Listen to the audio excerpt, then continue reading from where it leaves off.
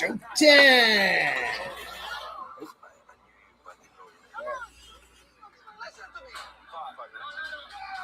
turn off this stuff for you. Flagged. There we go. Turn it down. It's on commercials right now. It's on commercial right now. Right now, Knicks doing their thing, man.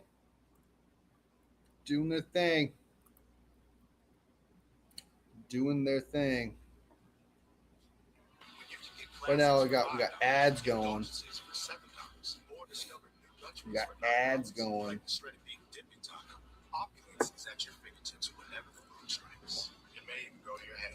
me. Who makes this house red?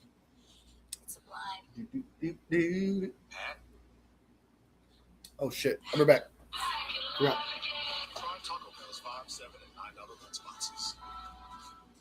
From what we raise on the flagpole to what we raise in our hand, we've earned these stripes. Superior is brewed here. Michelob Ultra, proud sponsor of the U.S. men's national soccer team.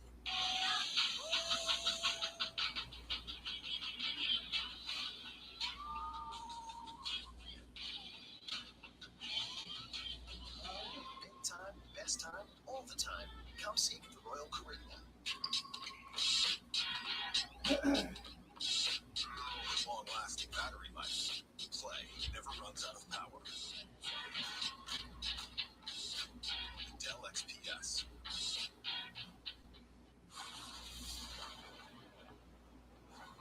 Get your weapons ready.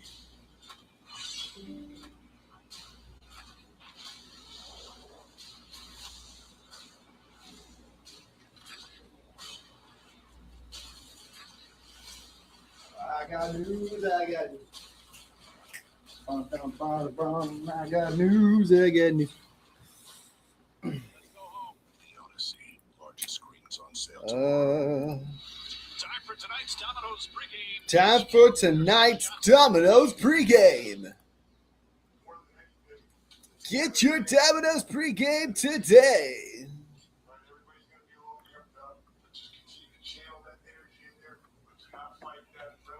Not fight that energy there, okay? Simple plays will feel like highlights. Hit singles will feel like home runs. Simple plays.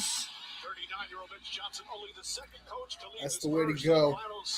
There's the other man, 29 years as head coach. During those 29 years, there were 284 coaching changes in the NBA. While Popovich, I really came to this live super unprepared. Offers in for the first time. Keldon Johnson, the NBA's sixth man, stolen by Bridges.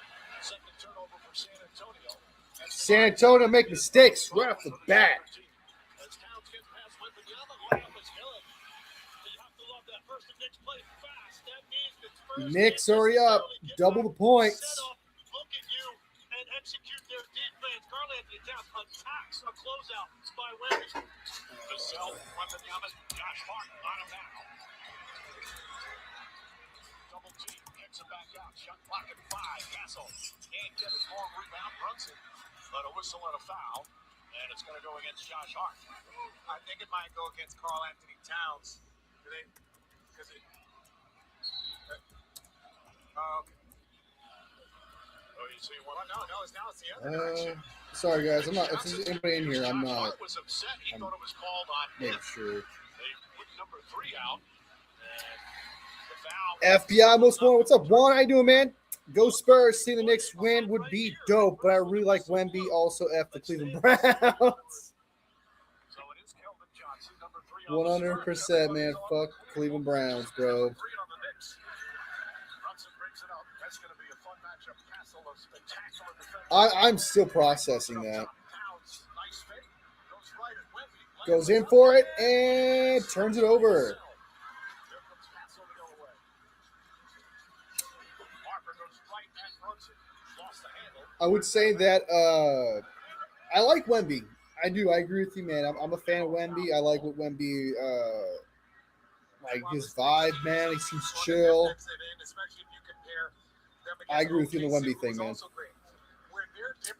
But I can't believe the Browns did that, dude. If Aaron Donald retires, bro, I'm gonna be so bummed. You gotta play them twice, probably 3 times for any good. And it's good. 14-9. So patient once he gets down there, uses that shoulder to create a little bit of separation. Got Hart's three-pointer off the mark. He will have that throughout these finals. They'll leave him open. Hart has not shot well from three-pointer. And turns it over again. We got a bunch of turnovers. Jump.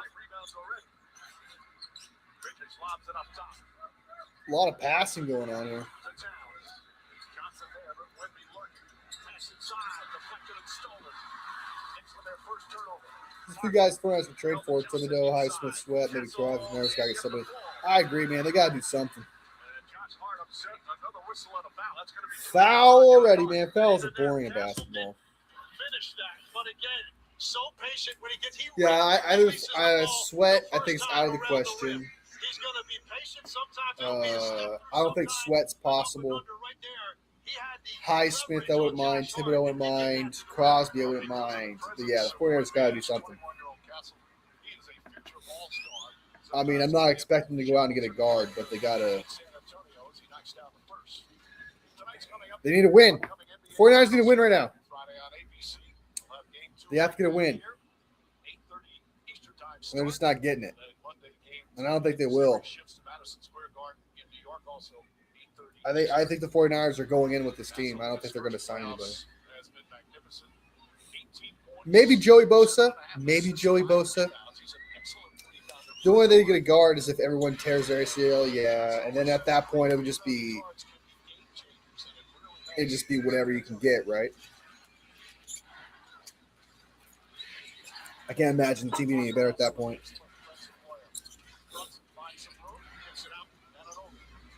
They're dancing. It's 14-11. The Spurs are making a comeback. 3-point shot, and it's no good. Tries to rebound. Tries to foul. What a bum. What an absolute bum. Oh, another one and another miss. Jesus. What's with all these misses, bro? You're professional basketball players. What's going on here? Dude, these guys can't score, bro. They're professional basketball players. They can't score shit. These are professional basketball players. Also, like Trent will retire after 2027 season. 2 years left to prepare. He does want to play until he's 40, I heard. So that is like 2027, 2028. But yeah, 49ers, man. I don't agree with everything so far, but yeah, I don't know what you're gonna do. It seems like they don't really. I don't know. Oh, they got a steal, and it's a dunk. There's a foul though. He said recently 2027 will probably be his last. He'll be 39. So do you mean the 2026, 2027 season, or do you mean the 2027 season that leads into 2028? Because the 2027 season, he's 38 now. So I guess, yeah. He says he wants to play until he's 40. That's what I hear. Robinson will make his appearance. Again, Robinson injured his right hand. It's a broken bone. Yeah, they got time to replace him, but it's like, Jesus, criminy cricket. And they've got, as you can see, that brace on. It'll be interesting to see how it affects that in terms of him grabbing the ball. It's like complaining about the tackle situation. It's such a bummer, dude. It's just getting old after a while. And they cut the lead at 1. Offensive rebounds in a game against the Spurs earlier this season. Diving in, and they miss.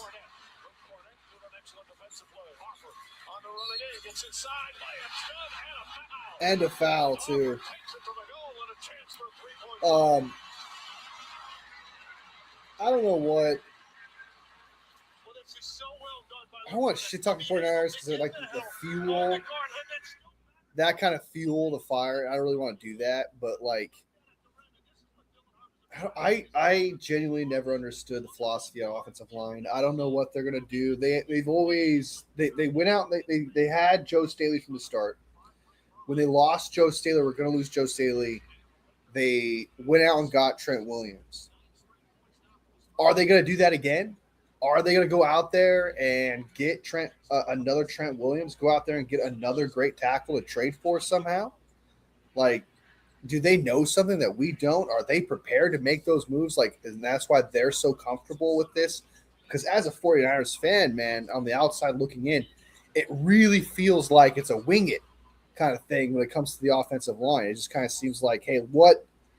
All right, we're here, so let's figure it out. There is no like planning, it seems, and that's just kind of.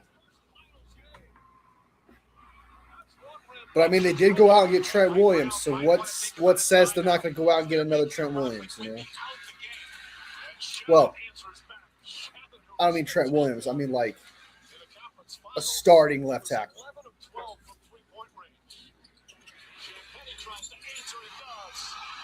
And bang! He shoots and makes it. The Spurs are making a comeback. I feel they're just going to trade for a blockbuster guy instead of drafting a tackle early. That's what I think too. I don't know who would be available though. In 2 years, Joe Alt maybe.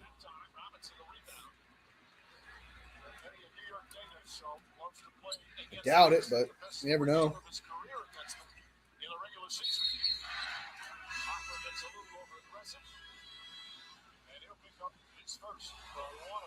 Off the bench for the rookie. Well, he's not an ordinary rookie. He is not fazed by this moment. He's thrown up here in the postseason. He is ready to tone it up, knocks it down. Got the dancing, yeah.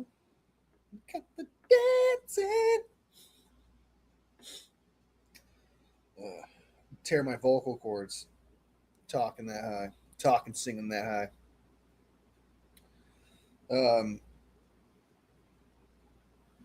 But the news of the day that's going on with the San Francisco 49ers is the Brandon Ayuk stuff. Right now, he's going to get there's a warrant out for his arrest.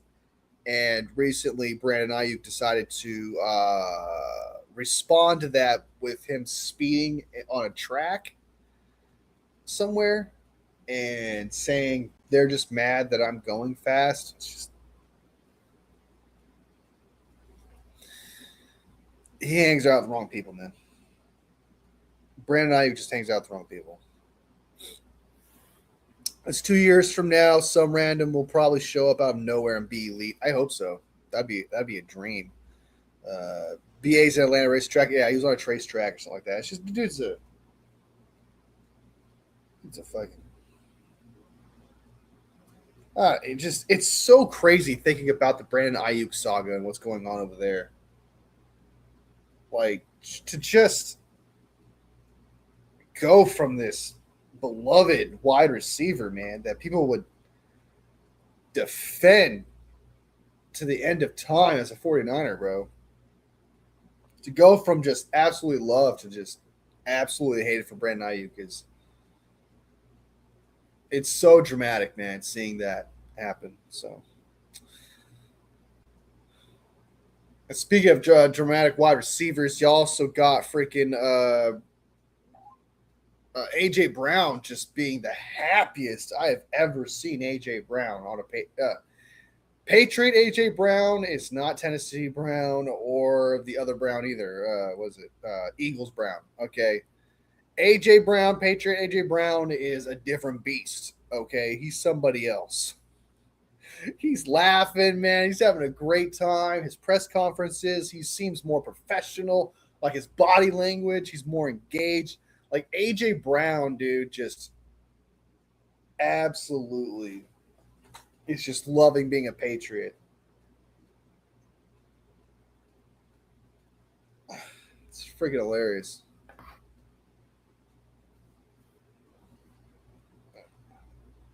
You're still at commercial, y'all. We are still at commercial. going on? Where's the volume? Fuck. There's no volume.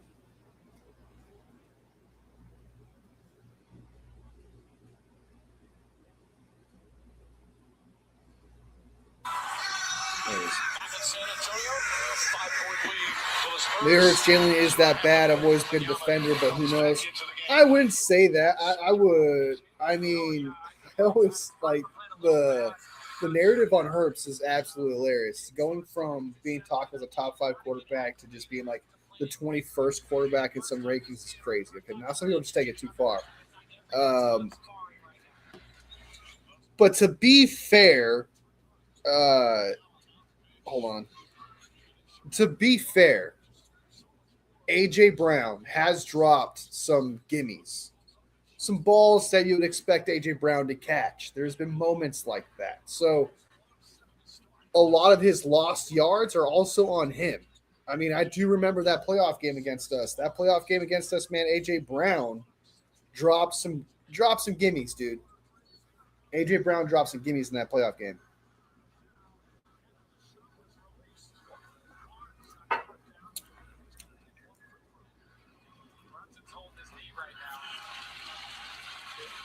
The Knicks are absolutely choking this away.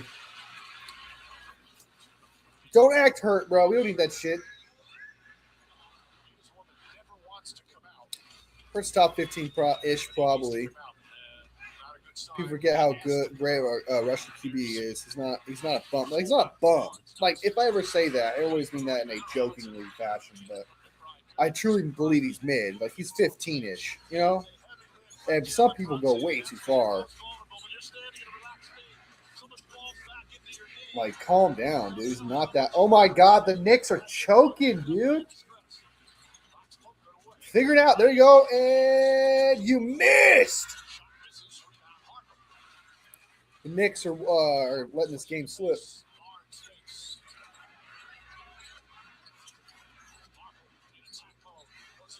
Up and score the Knicks, dude.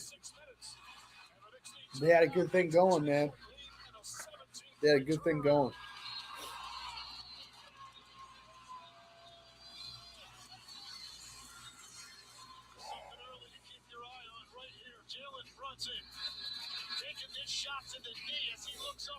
Some people are just bagging on J.J. McCarthy as of late, though, too, man. I don't know if J.J. McCarthy's actually that bad, dude. I think a lot of people are hating on J.J. McCarthy a little too hard, I think. I'm just glad OKC lost, even though Kittle's a fan. I'm so happy that team lost, dude. We're Kittle lovers. Okay, we're Kittle lovers over here, and guess what, man? I agree. We can't have Flopolis out there, you know, in the NBA Finals. We've seen that a product already. It was not good. You know what I mean? We've seen that flop product in the NBA Finals. If they're saying this league is rigged, I'll take it. You know, if they're gonna rig anything, take that shit out.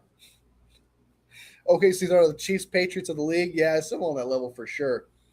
For sure. Right now we're at commercial. Currently at commercial.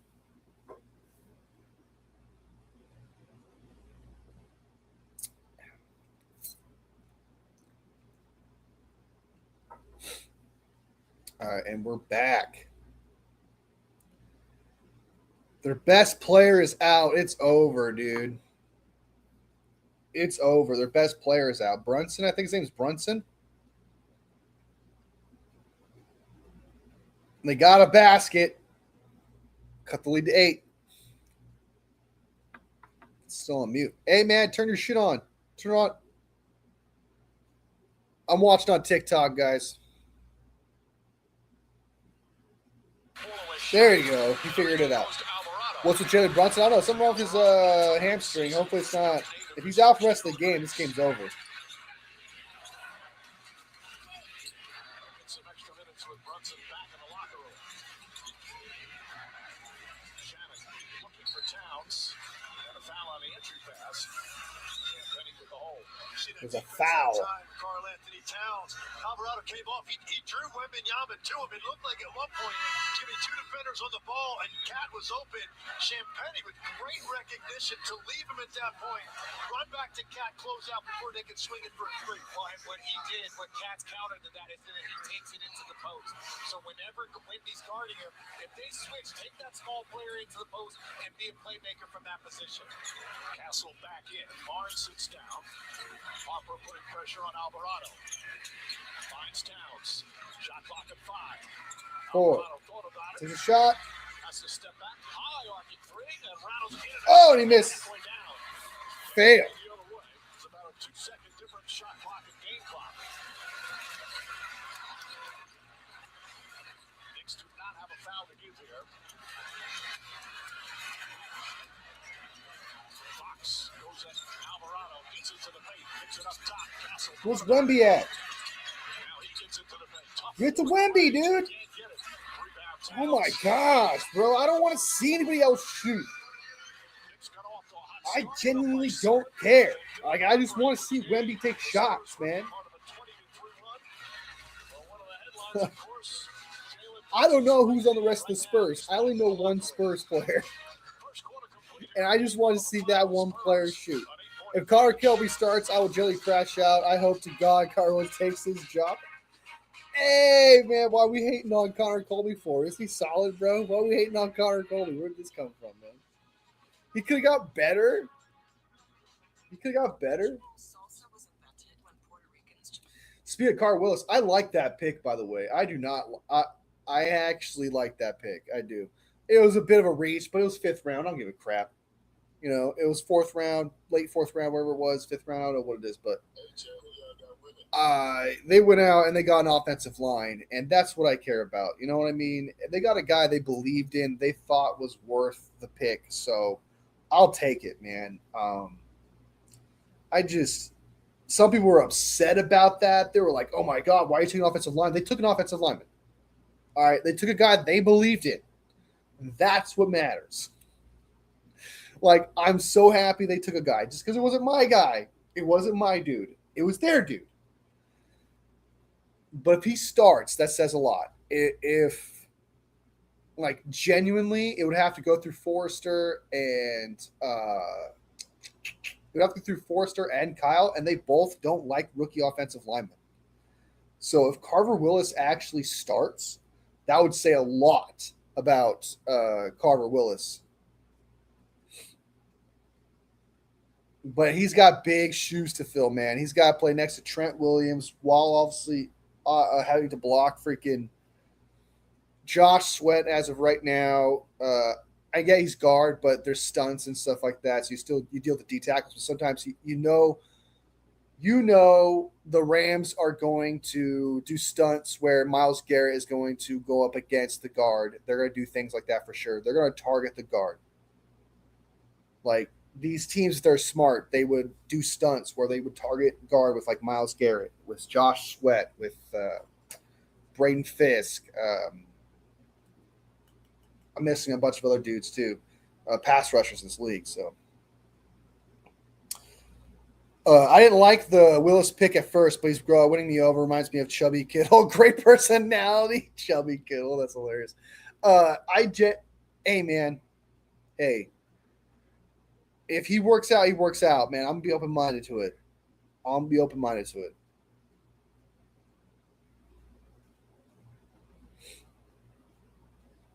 And I know I want to say this. I want to emphasize this too as well. I know that sometimes I make fun of the drafting the running back thing. It's not that I'm not making fun of Caden Black. I really want to like put that out there.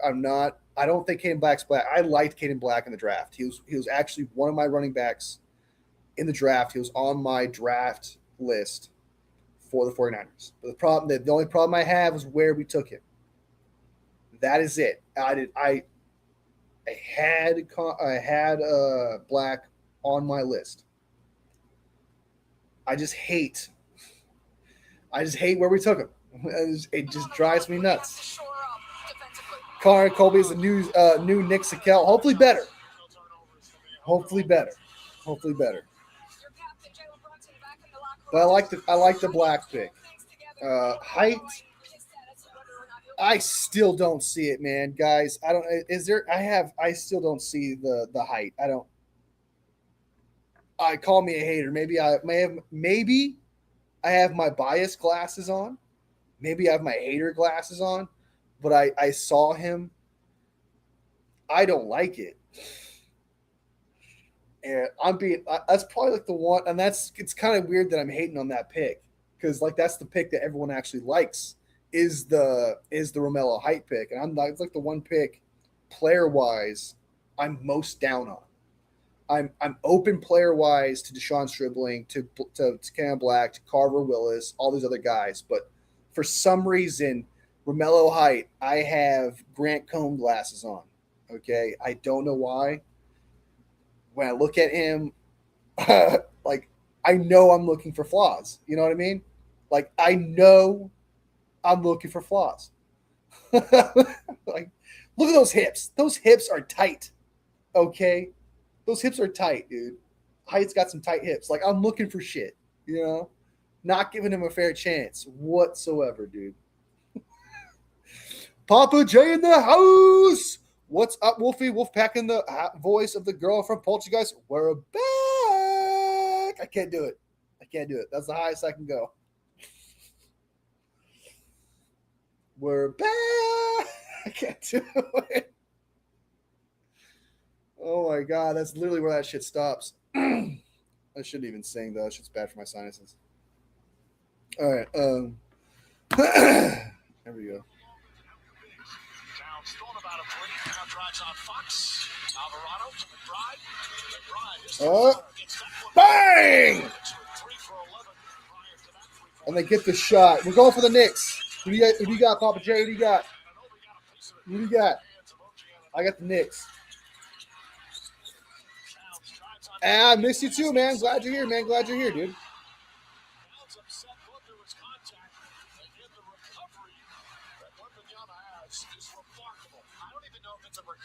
It's been a very slow. It's been a very slow off season, man. There's been some things, but they're not things that I would bring to this channel, conversation wise, you know. But there's genuinely been like nothing going on. It's actually weird. There's been some things, but it's like, why would I even talk about it? You know what I mean?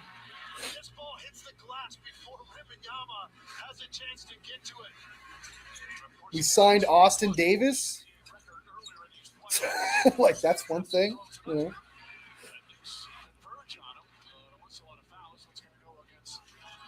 As a Lakers fan, I prefer the Knicks. Yeah, I got the Knicks too, man. I just don't like Texas, so I'm going Knicks here. I like Wemby though. I do like Wemby. But I feel like the Knicks, from what I understand of them, they're more team based. You know.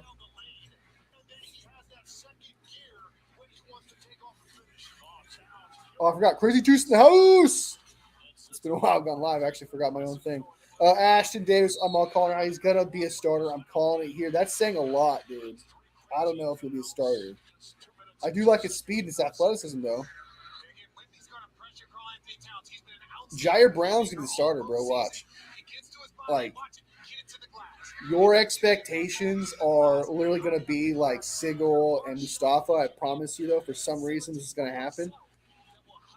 Training camp's going to come around in July. You're going to hear the defensive coordinator, Reed Morris, say, I'm really liking what I'm seeing from Jair Brown, man. He's really taking a step forward. It's going to be Jair Brown, dude. Watch. He's going to be the starter. I'm telling you. I almost will bet on it. I would almost bet on it. Jair's buns. What's up, y'all? What's up, Scotty? Knows. Yeah, I don't think he should be, but I have a feeling there's gonna be some sort of bullshit thing. Quote from Reed Morris: Jair Brown, man, his contract year, bro, really, really taking it in his own. I can see it, dude. It happens almost every year. There's that player that's ass. But for some reason, the team's like, he figured it out this year.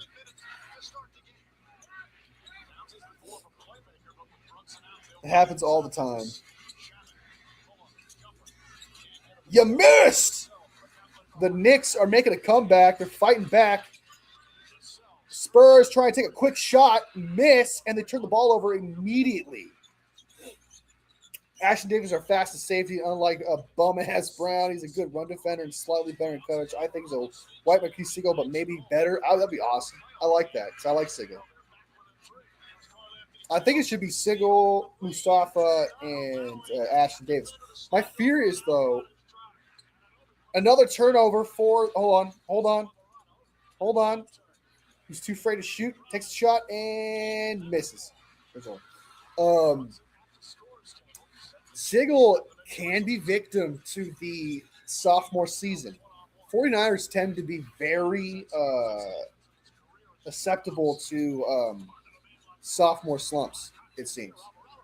Every year, man, sophomore slumps from 49ers. They always fall victim to that. But they get good in the third. They get good in the third game, the third year. You know,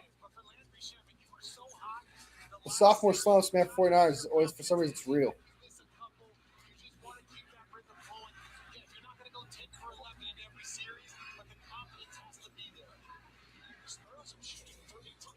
I don't think Siegel can have a sophomore slump. I think it's only up from here. That's faith, man. I like Siegel a lot too, dude. Siegels has had me foul. Still not gonna be in it. We'll take the lead though. Siegel sold me when he made a open field tackle on who was it? Was it Kyron Williams? Was it Ashton Genty? I think it was Ashton Genty against the Raiders. Siegel made an open field tackle where it's like usually you see a 49er not make that play. It's such an advantage for the running back in that situation where they can go left or right. They have the advantage in that situation, you know. And for Siegel to make that play like he did, like I was absolutely sold, dude. You can't teach that, dude. That's instinct. That's incredible instinct. That play is what sold me about Siegel, was that open field tackle. I know it sounds so stupid because you're like, that's just an open field tackle. But it's just what it means. It implies that his instinct is one with football is what that implies. You know, it's not easy to do that. And he made it look easy. That would be a lot of slumps because we have a lot of sophomores. That's true. That's true. That's funny. We do have a lot of sophomores. What is it? We got Poon. Now Pooney's done. That's right. Pooney's done. Who's our sophomores this year? Mikael Williams. Hopefully he comes back. He's probably not going to start week 1. I'd be shocked if he did. Mikael Williams. And ACL can mean anything, dude. I believe it's ACL. Collins, Scotty, yeah, Collins. I'm looking forward to Collins. Hopefully we need him to show up. He'll definitely be a starter beside Osa. Who's our third round pick? Nick Martin, man. We're not gonna see Nick Martin for a long time. We're not gonna see Nick Martin until freaking 2028. We're not gonna see Nick Martin for a while. CJ West, yeah. CJ West, I still believe in him. You know, 4th round pick. He has just some flashes, some good things. He'll be a backup though. He'll be depth. Jordan Watkins, Jordan Watkins, Jordan James.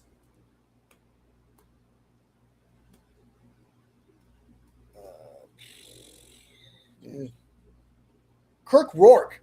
I can't wait. I cannot wait for Larry Krueger's reaction of, hey, Curtis Rourke, man, looking like the new Brock Purdy. Stout, yes, Stout, dude, is looking pretty stout. Stout is looking fantastic. I liked the pick. I liked the player. I didn't like taking him at 99, though. Absolutely hated taking him at 99. I think Stout could have his breakout year this year. He could have a couple sacks, 1-2 picks. He's set up for it, man. He's a phenomenal slot guy. He is tough. Connor Colby, Juan here's fearing it, but I think he showed flashes last year. I think for someone who's a 7th-round pick, he kind of came in. He started. I don't think he played terribly. I do remember one very specific highlight where he got spun around one time, but other than that, man, I thought for someone for what he was, I don't think it was that bad. I think we'll see a bit of Watkins. I hope so, man. I have high hopes for Watkins. I think Watkins. Honestly, the injuries is what got him off the field. I think Watkins has the ability to be the ultimate weapon for Kyle Shanahan because he just runs routes like a 49er, dude. He just runs routes like one. And we got a foul. Another foul. His only good play was pulling CMC to the end zone, which was illegal, but the refs didn't catch. Hey, man, if the refs didn't catch it, did it happen? Watkins, though, I'm looking for the Watkins, man. I would love to see some Watkins. I want to be proven wrong about Jordan James, too. Shoots. Misses. Y'all, these guys can't shoot. These professional basketball players cannot shoot to save their lives, dude. There we go. We got a shot and a foul. The one to start or we're second string. We're Watkins, Colby, Jordan James, Alpha Constantine, Weston Stout, and Sigel. Sigel, man, that's probably the one I'm pumped for the most. I'm so excited about what Sigel can be. Watkins, I know what he can be. Jordan James, I'll be open-minded. Let him prove me wrong. Stout, big fan of Stout. Valdez was definitely sorry, something's happening in the game. We got a foul. Valdez, man, was what is it, the gorilla or something like that? What's his baby gorilla? What's his nickname?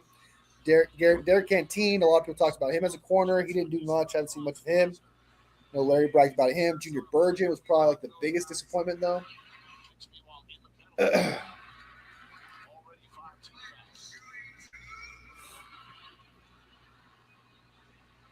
You want to watch Curtis Rourke? I don't mind seeing some Curtis Rourke.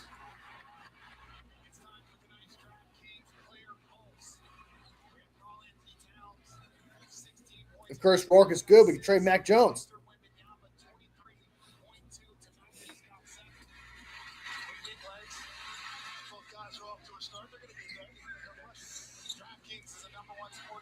Come on, Knicks. Do it for Timothy Chalamet. Do it for Lasan Al-Gaib. Osa, he is jacked. Absolutely jacked. I'm excited for him. Osa, big fan. Oh, yeah, dude. Hold on. They're fighting for the shot and misses. A lot of effort for nothing by the Spurs. Still lead 32-30. Osa, man, wants to prove people wrong, dude. Osa wants to play the Cowboys so bad. I'm excited too, man. You're not wrong. Osa's got that vibe, dude. Osa's got that I'm bringing it this year vibe. I'm pumped. You're not wrong about Osa. I'm pumped for that one. 10 sack season coming for him. Watch. I was those muscles too long. No, Diddy. No, I get what you're saying, man. No, I get what you're saying. You're like all the muscles basically great damage against football teams. No, I got you, man. You're good.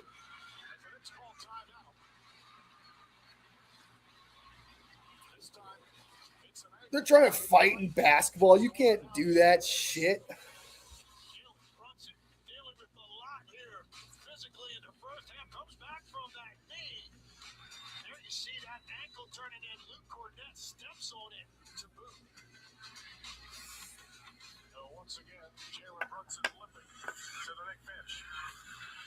Oh, Jalen Brunson is hurt again.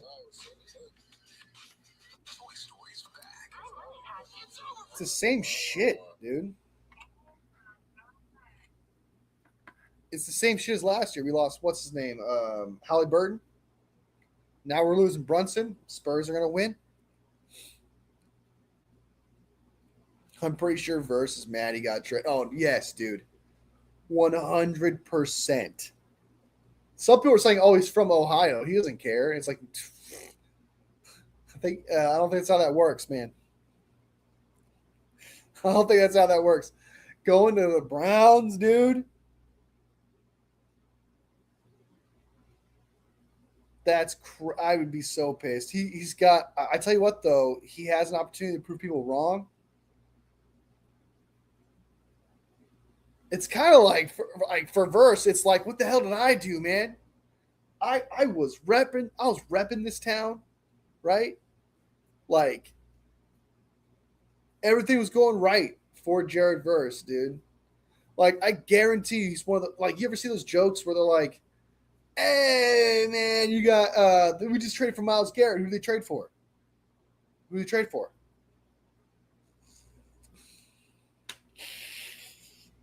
It's like if Jared Verse would ask that, who'd you trade for? Who did we trade for? Who did we trade for? Oh, my God, dude. I'd be so mad, man. Like, I would never think I would get traded in a million years, dude. If I was Jared Verse, I never thought I'd get traded. But it makes sense, though, man. If you think about it, it's Myles Garrett, dude. I think it was worth it. I would do that 10 times out of 10 to get one of, if not the best player in football. I'd be so mad, dude. Also, like, the betrayal I would feel, dude, because I feel like I belong, you know? Like, I mean, as for Verse, dude, he has been plastered all over the place, dude. He was, like, the premier pass rusher of the Rams, dude. Like, he probably had ideas of what his life was going to be like with the Rams, you know? And for him to get traded, like, that's got to be, like, the ultimate rug pull. Like, you can't help to feel something for that, dude. You can't help to feel like betrayed. Man. You can't help it. I wish Nyes would set the Browns 3 first. Garrett and Bosa would be like automatic Super Bowl trip. Oh, my goodness. I think at that point, though, they would probably they would have to be like a veto at that point. Thrown to the Wolves, exactly, Scotty. Like, just feel like you've been thrown to the Wolves. Not these kind of Wolves, though, because we're awesome. Wolfpack is awesome, you know. So these kind of Wolves, we welcome you in. It's different. But I know what you mean. Thrown to those Wolves.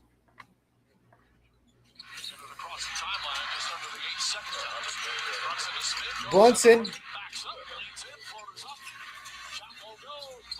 And he missed, and then he tips it in. 37-34.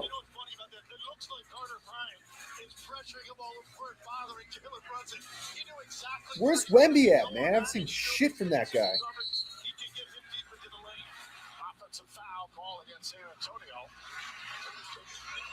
That's some shit from Wemby. Has he even made a shot yet? think he's got good size, but Jalen Brunson can be patient against the rookie and get him where he wants. He walked him down to a spot where he can get a putback. Brunson has an iron will as he drives against Bryant. Razzle dazzle. Backs in. Scoops in right-handed off the glass. Oh, Nice move by Brunson. Making the comeback there. I do want to talk about the A.J. Brown trade. I think the Patriots absolutely won that trade. And here's why. It's not just because I called it. I didn't think that A.J. Brown was going to be worth a 2027 first-round pick. I knew that wasn't going to happen. I was like, there's just no way. And they got a 2028 first-round pick. However, it really works out for the Patriots because that argument, this year's schedule is going to be harder than last year's. Like, well, giving up a 2028 pick allows the Patriots to really go in next year, go all in next year. So in 2027, they get another first-round pick. They have A.J. Brown, who just turns 30. They have a huge opportunity that way. I actually do like that. I knew it wasn't going to be a 2027 first-round pick. And the Knicks have taken a lead 40-39. We got a couple come back-to-back blows. Misses the three-point shot. That's another turnover. The Knicks are now moving on. I just have to go back. I'll give my opinion on the winner thing in a second.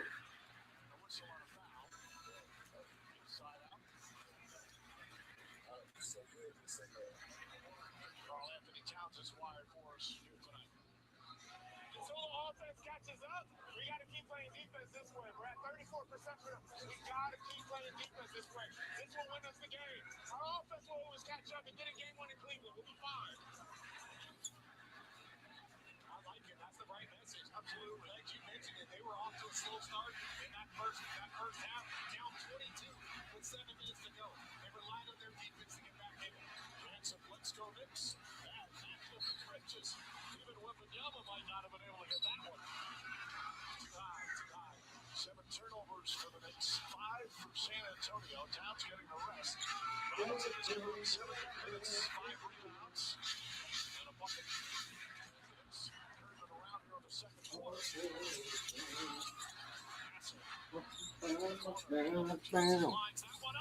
All right. And the Spurs have made a comeback.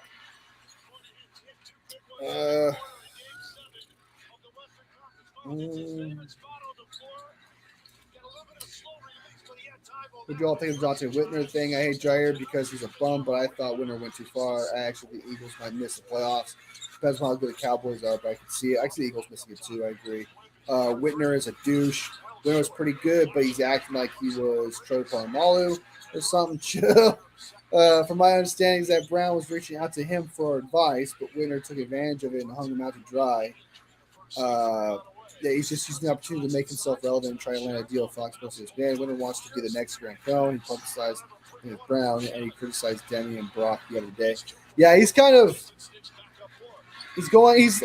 as a villain arc right now. Dante Whitner, man, from what I've seen, it's a bit of a villain arc. Seems to be happening here. He's saying things that's kind of. I see his comments, and then his comments that he has. I made a video on it already, but to give my opinion on it. But long story short, he kind of contradicted himself in the comments, like talking to other fans and stuff like that. Whitner, man, I don't know where. I agree. I do think, like, how do I put this? Here's the, like, the first, like, when I first heard about it, it was like, hey, Jair Brown is reacting to Dante Whitner's criticisms, which is very common in media. It happens all the time. So I was like, okay, you know, Dante Whitner is saying, hey, you gotta be better or whatever. I'm thinking to myself, Jair Brown, you need to get in line, bro, to bitch and complain about the media, complaining about players. Brock Purdy gets shit for no reason. Kittle does. Maybe not Kittle, but you know what I mean. Brock Purdy does. Other players do on this team where it's like, hey, man, get in line to bitch and complain.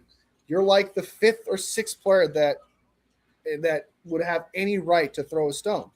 So it's just kind of it that's my first initial reaction. But then I do agree that like Dante Whitner took it personal. He took it personal. Like, it's like, whoa, dude, relax. Like, let Jair Brown overreact. Let him be the bad guy here. Now you're just kind of just drilling into him. And he's going too far. He's going too far. At first, I thought it was just a Jair Brown, reacting to somebody who's just giving a basic criticism where it's like, hey, you're just kind of being childish. Don't act that way. But then you just kind of see Dante Whitner just taking it way too personal. And then, like, right after that, he decides to go after Brock Purdy. And, yeah, I don't know what's going on there. But it kind of plays into what's that Batman quote? If you don't die a hero, you live long enough to see yourself become a villain. It's kind of what's happening here with Dante Whitner. It's kind of what's happening. I would also say that he was trying. I feel like Dante Whitner was trying to be like Brock Purdy. I need you to be better. But he didn't do a good job of that. Like, he's not. He was like backhanding like the compliment. It was such a backhanded compliment. It was like, you fucking suck. Pretty much. He pretty much said that Brock Purdy, you are not good enough to win a Super Bowl. You have to be better. Like, he went. And if he truly believes that, that's ridiculous. If he truly believes that's ridiculous, and if he doesn't truly believe that, he's doing it because, like you said, because he's doing it for the clicks. It made no sense. It made no sense. Forrest probably don't want Whitner to be around anymore. Also, what's worth noting is Jair's also talked to Richard Sherman, didn't embarrass him and called him a bum. Yeah. If that's the case, if that's honestly the case, if that's the real odd where it's like Jair Brown reached out to him for help, and the reality is that Whitner is just putting him on blast for asking for help, and then it became this, then yeah, that's absurd. That's absurd.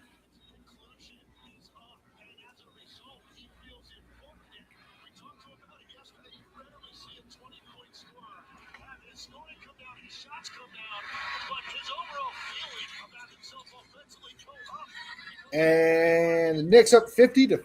There's a lot of back and forth between this game right now. It seems. Oh, dancing. He's dancing. He's dancing. Takes the shot, and he missed. He actually missed. It's crazy. Oh, and he turns the ball over, and they score. Redemption. But yeah, I don't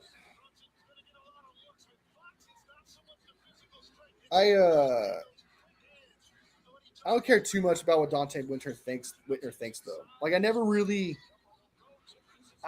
paid attention to Dante Whitner or his opinions or anything like that. But it definitely feels a little ass backwards. It definitely feels where last year I don't keep up with Dante Whitner a lot, but that narrative of calling out a player like that, doing that, seems like the opposite of who he is, of what I thought of him.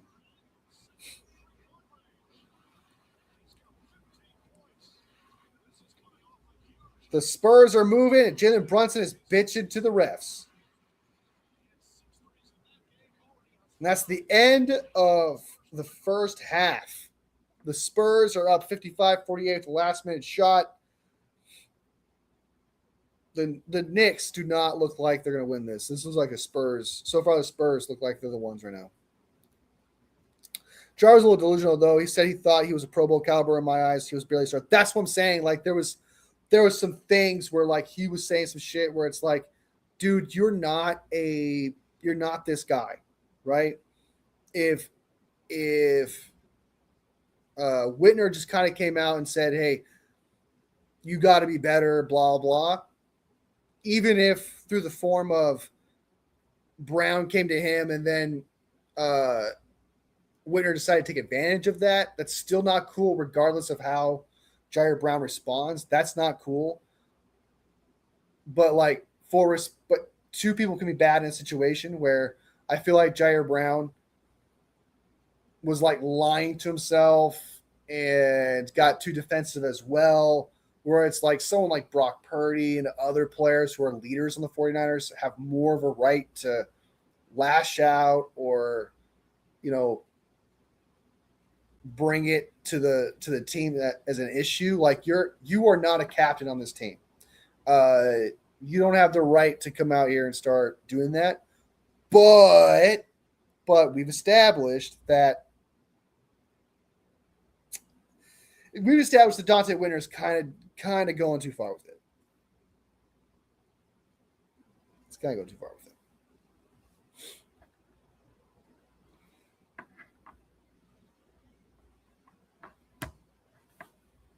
Yeah. But to me, honestly, in terms of drama, though, I don't think it means anything. Like, should this affect the team? Absolutely not. Is this on the level of like the Kinlaw, Grant Cohn thing? No. Right? It's I feel like sometimes people get bored. That's kind of like been my slogan for this NFL offseason, where like some people are just bored, and so people are acting more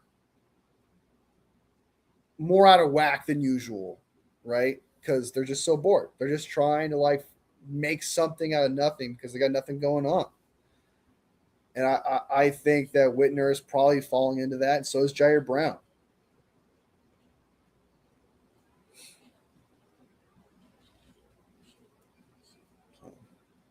But I guess really, to be honest with you, I don't really have much of a real like personal opinion about the whole Dante Whitner Jair Brown thing. The only thing I feel about it really is just like both are. I feel like they both are contributing to the situation, but Whitner more so than Brown. But I don't really have much of an opinion on that, other than I feel like it's just two stupid people going at each other.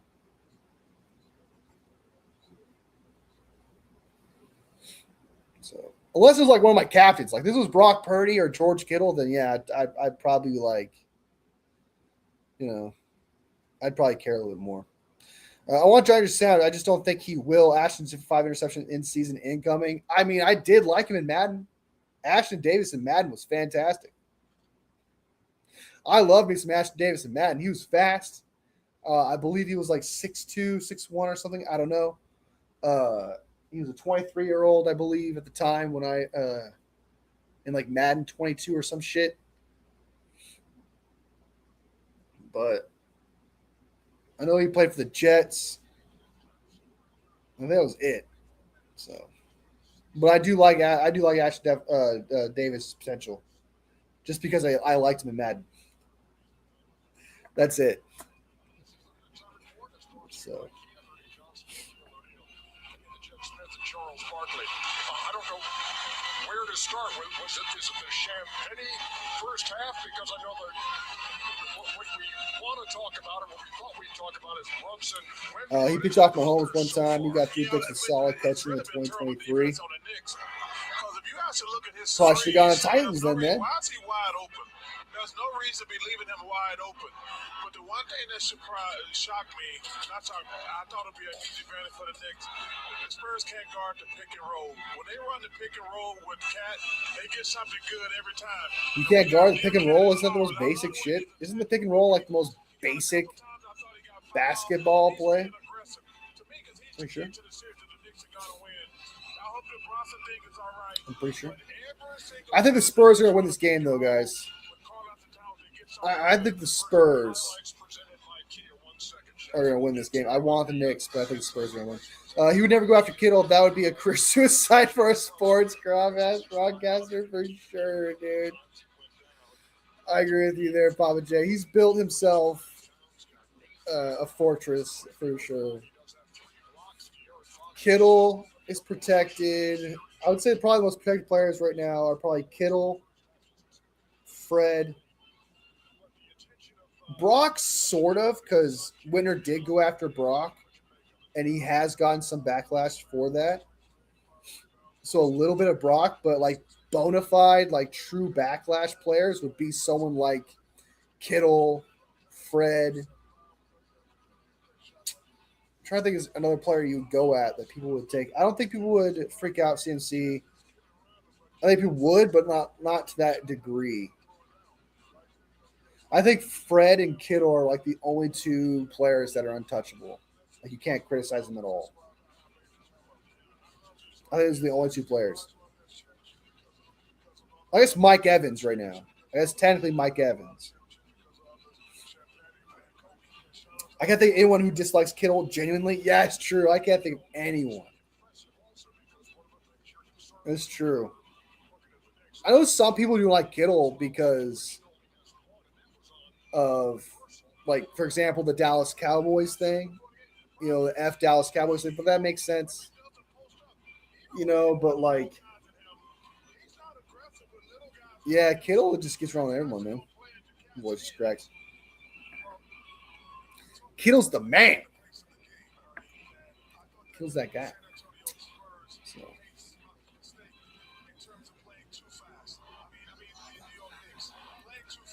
Hold on.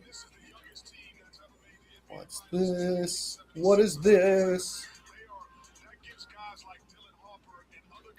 That gives guys like Dylan Albrook in this situation.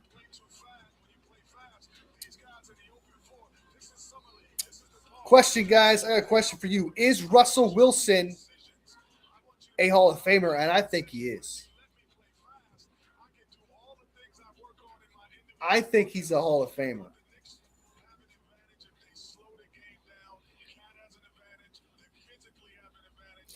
I think Russell Wilson confirms he's retiring from NFL. Russell Wilson has officially retired. I just found this out right now. This was 3 hours ago. The Steelers have reached an agreement on a 4-year deal with Darnell Washington. God damn it. He had future 49er written all over him, dude. Russell Wilson has retired, bro. That is crazy.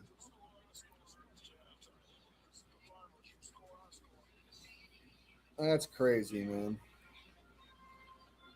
Now let me have a video montage in my head of all the Russell Wilson moments, and I'll play like a Celine Dion song in my head, and I'll make a video.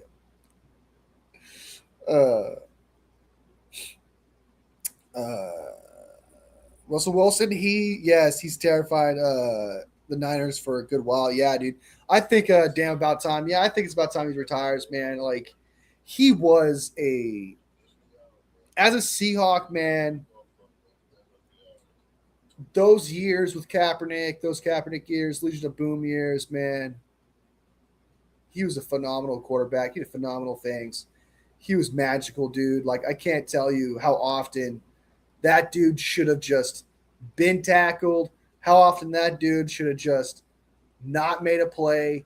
He would do things that made no sense. Like, he would just chuck it, and the ball would be caught. There'd be like 3 dudes there, and like for some reason, Doug Baldwin will catch it.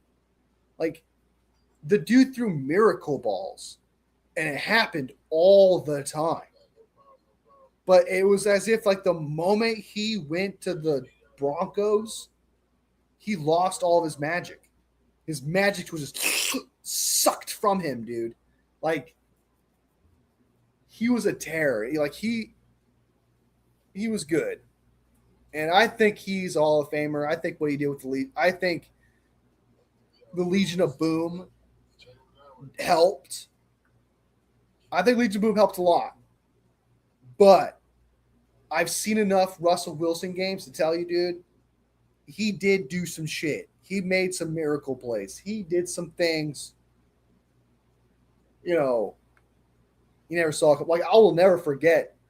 I understand that he was down 19-7. Was it 19-7? It's a 19-3 or something like that. I think it was like a 3-score, 2-score. They're down 2 scores, under 2 minutes left, man. He made a deep ball pass, made another deep ball pass. They got the onside kick. It was a miracle, dude. And yeah, the defense held them to 19 points, but for Russell Wilson to do that is still incredible. So I think he's a Russ. I think he's a Hall of Famer. He got Seattle their first Super Bowl, put them on the map. I feel like that's an accomplishment. Putting a franchise on the map, I think that's a big deal. I think he's a Hall of Famer. I never disliked Russell Wilson. Man, I'm weird for that. I hate for what he did to the Niners, but he's really a really good guy. I never had a problem with Russell Wilson either. It's not that Russell Wilson was. It's just that he's corny. Like, I don't know how he was as a teammate. Like, don't get me wrong. From what I hear as a teammate, he wasn't a very good one. But, like, as a person, he always seemed like a good person. Just corny. You know? Live from the NBA Finals, NBA Halftime is presented by Kia, movement that inspires.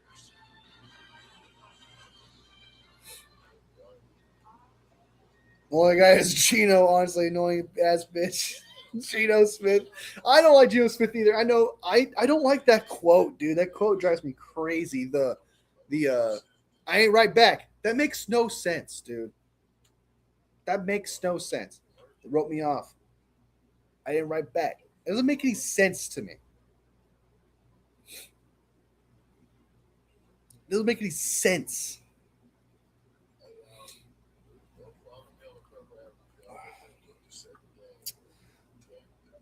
And Seahawks Hall of Fame, yes. You don't think he's a Hall of Famer? He's definitely Seahawks Hall of Fame for sure. Like without a doubt. But I think he's a Hall of Famer. And that might sound crazy to say that I think he's a Hall of Famer, but I don't think Eli Manning is.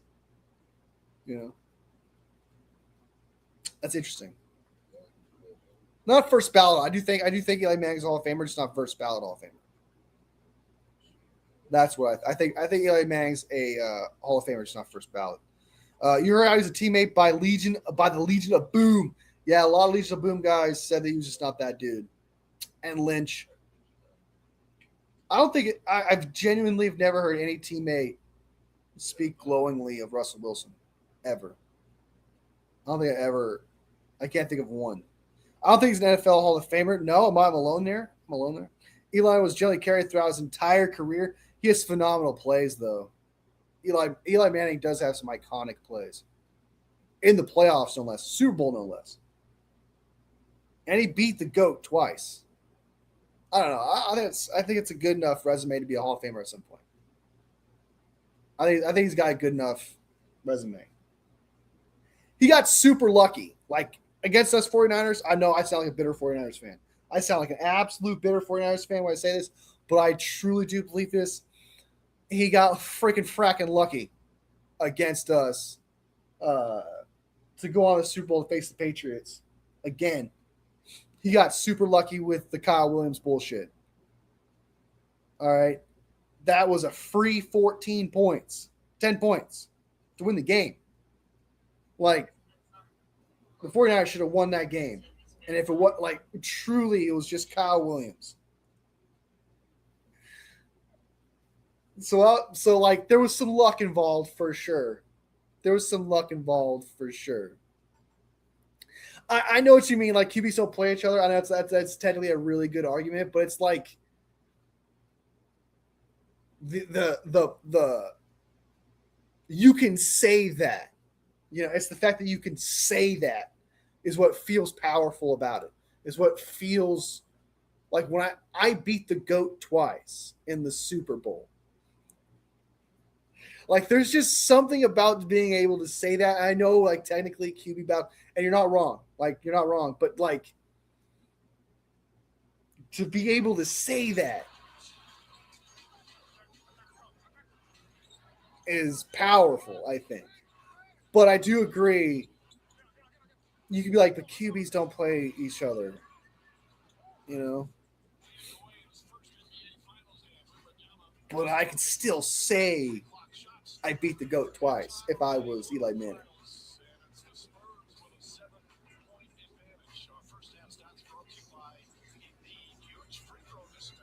He took a team that was supposed to be there to win the Super Bowl and won it. It's true. He was part of that. It did take miracle plays from Eli Manning to win that Super Bowl too. He was carried maybe, but there's moments you can point to and be like, it was because of this play. It was because of this throw. Also, the dropped interception by Asante Samuel. That doesn't get talked about enough. The drop by Asante Samuel. He had that dead to rights, dude.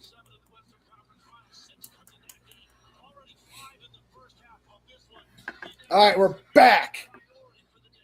The Spurs having 10 free throws compared to the Knicks 2 is crazy.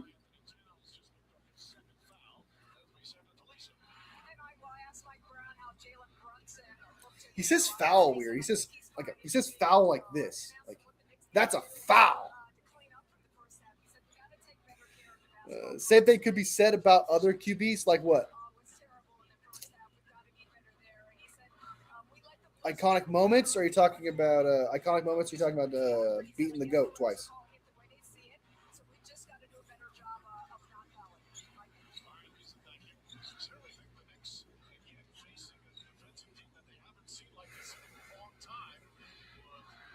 So I think beating the GOAT twice in the Super Bowl is different.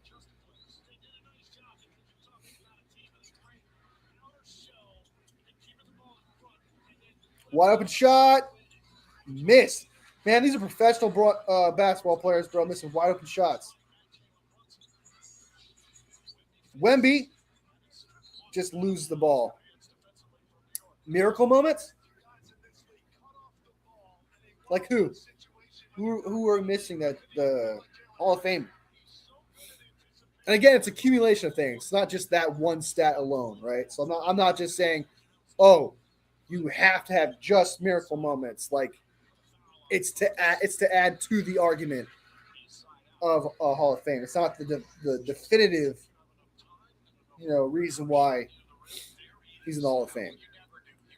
It's like one argument of like 10 you got to make.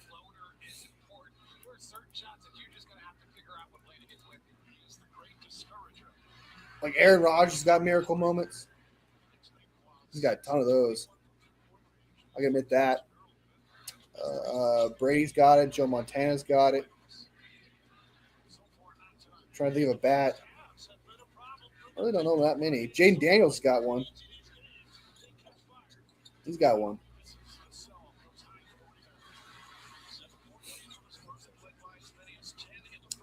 Patrick Mahomes has like 20 of those.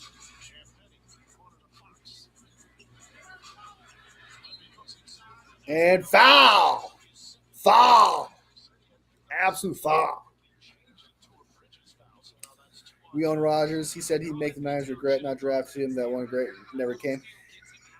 He did. He does have one argument, which he does when he does say that we haven't won one, but he's won one. When he said that, I was like, "Fuck you, dude."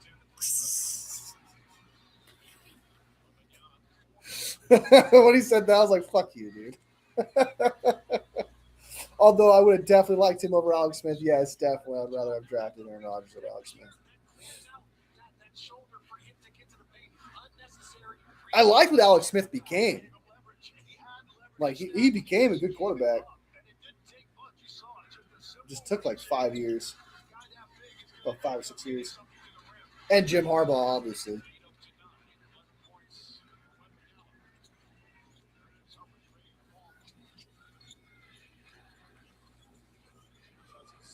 I want the Knicks to win because I love Dune, and I know that Timothy Chalamet is a Knicks fan, so it's kind of a stupid reason, but it's the reason I'm hanging on to. Alex Smith was so fucking bad, dude. Was so bad. It was miserable being a 49ers fan, dude. I will never forget those years. That was the year. That was the years I start. The year that we got Alex Smith was the year that I just started becoming a 49ers fan, like a true NFL fan. And it was a bad time. It was a bad time to be a true NFL fan. Just to start. 2005 was brutal, dude. I remember being on the bottom. I remember being at the bottom, guys. It's terrible. I remember being at like every year, dude. You just want to win one freaking game, dude.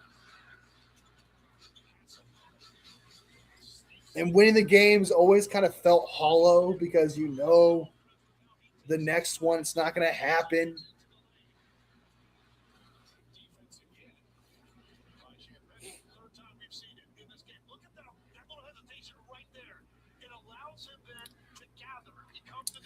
The catch, if Dwight Clark didn't leap to catch that ball, then we all know what would happen. I think it was third down. They had another down. It was third down, wasn't it? It was like 3rd and 11, 3rd and 7 or some shit. I don't remember the play. I think it was 3rd down. They had another down after that. I'm pretty sure. I'm confident he was throwing the ball away. I'm confident he was throwing the ball away.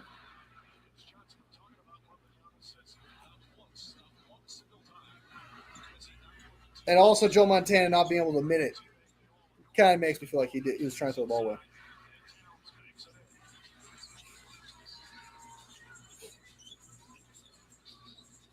Cuts in, trying to dance. Wemby! We got a Wemby sighting. And a foul on Wemby, and he misses. Professional basketball players.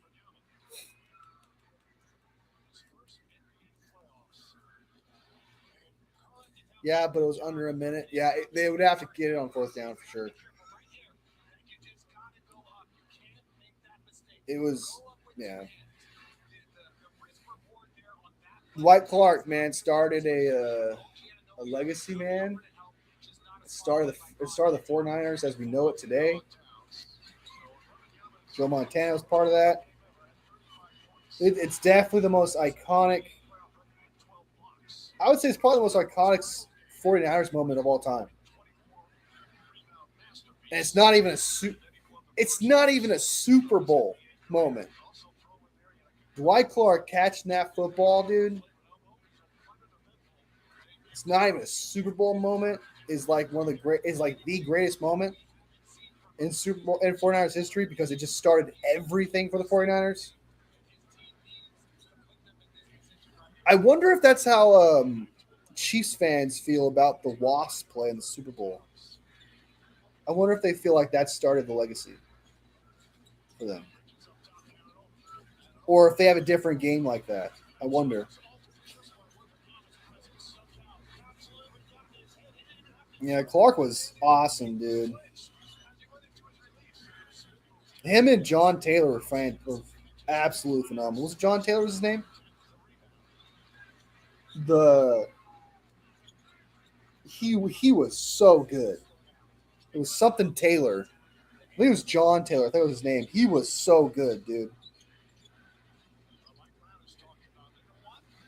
I remember watching. I was watching highlights of old football games, and he was in just about every single highlight of every single game, making deep ball catches, taking it to the house, busting through players. John Taylor was insanely underrated. People don't talk about it enough. I'm pretty sure it's John Taylor. I want someone to correct me on that. I know it was Taylor. The Spurs are winning this game, guys. The Spurs are winning this game. By the way, how many coaches did Alex Smith have when he was with the Niners? He had quite a bit. He wasn't good, though, until he got John Harbaugh. He was good.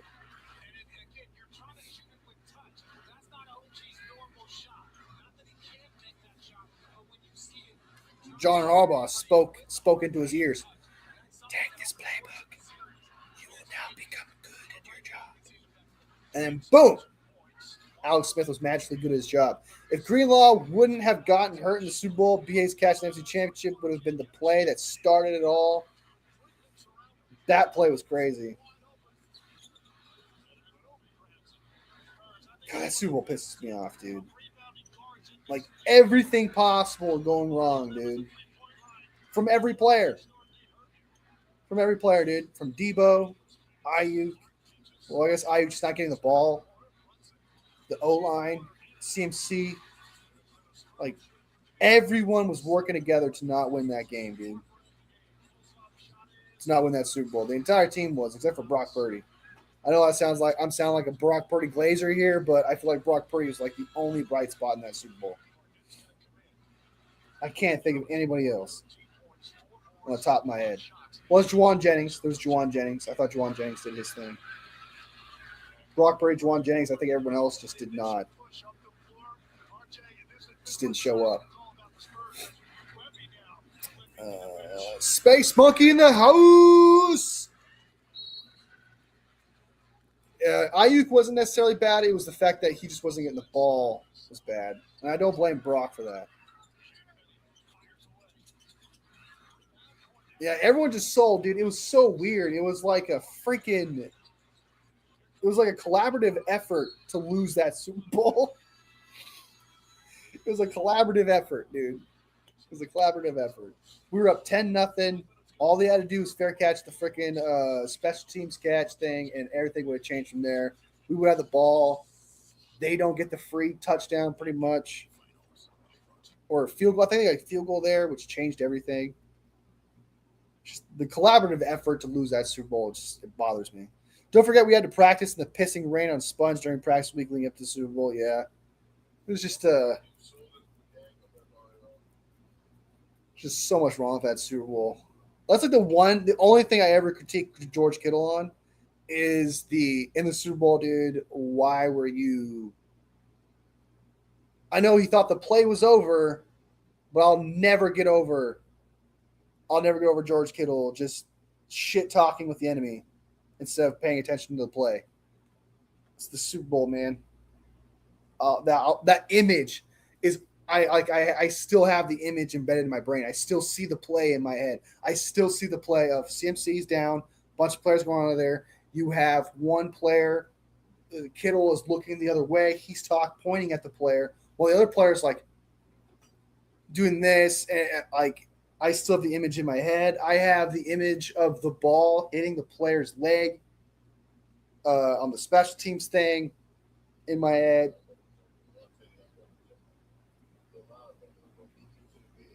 Yeah, hey, George, just I was doing the same thing. Like, George, turn around. I was like, George, turn around. I was so mad, dude.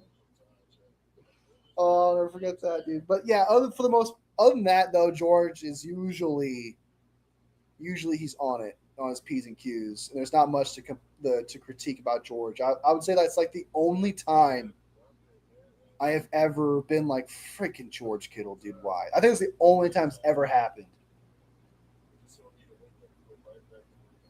Yeah. Doesn't do that often. Fred, I don't think Fred's ever done that to me yet. I don't think Fred has done that yet. I have some legit trauma from that Super Bowl. Same, dude. I always have this thing. If I reach 10,000 subscribers on YouTube, I'm gonna watch the Super Bowl and just torture myself. But it's like I can't describe it. It's like there's this wall. There's this thing in your chest where you're just like, when someone mentions it, where you're just like,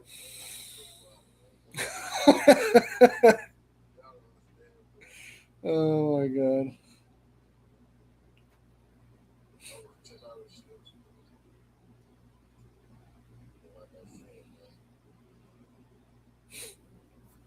So much worse than that Super Bowl, Jimmy. Yeah, I agree.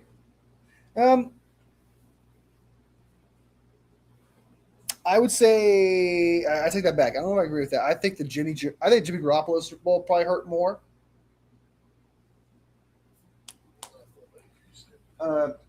My reasons why the Jimmy Garoppolo Super Bowl hurt more is because we were straight up supposed to win that one. Like, we were supposed to win that one. We were in the driver's seat. We had it all, man. And just because Patrick Mahomes decided to throw it deep, which is what you should expect, like, they're down in the fourth quarter.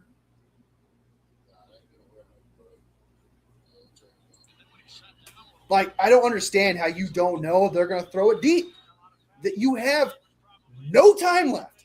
They need to throw it deep. They have to throw it deep. They need a deep play to work to get back in the game. So I don't understand. Like, I'm getting upset. You guys can literally see me getting physically upset. like I don't understand. It's so obvious they're going to throw it deep. And they're so obvious they're going to throw it to the one guy who's super fast. Like, I don't understand how you fuck that up. How you don't think to yourself, the guy who's the fastest on the team, we should cover him deep. Like, it just never made sense to me to let that get by you as a professional football team, where the one thing they can't do, you let them do. If they beat you via short pass, fine. But you're going to let them beat you via the most obvious way possible?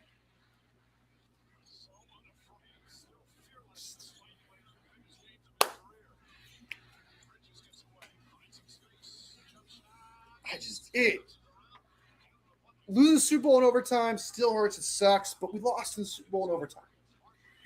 We didn't deserve to win that Super Bowl versus the Ravens. Let's just be honest. That's just the fact. They came more prepared. They were the better team. If we won, it would have been a freaking fracking miracle. They deserve that. The Super Bowl in overtime, yeah, but that Jimmy Garoppolo one is ours. It was ours.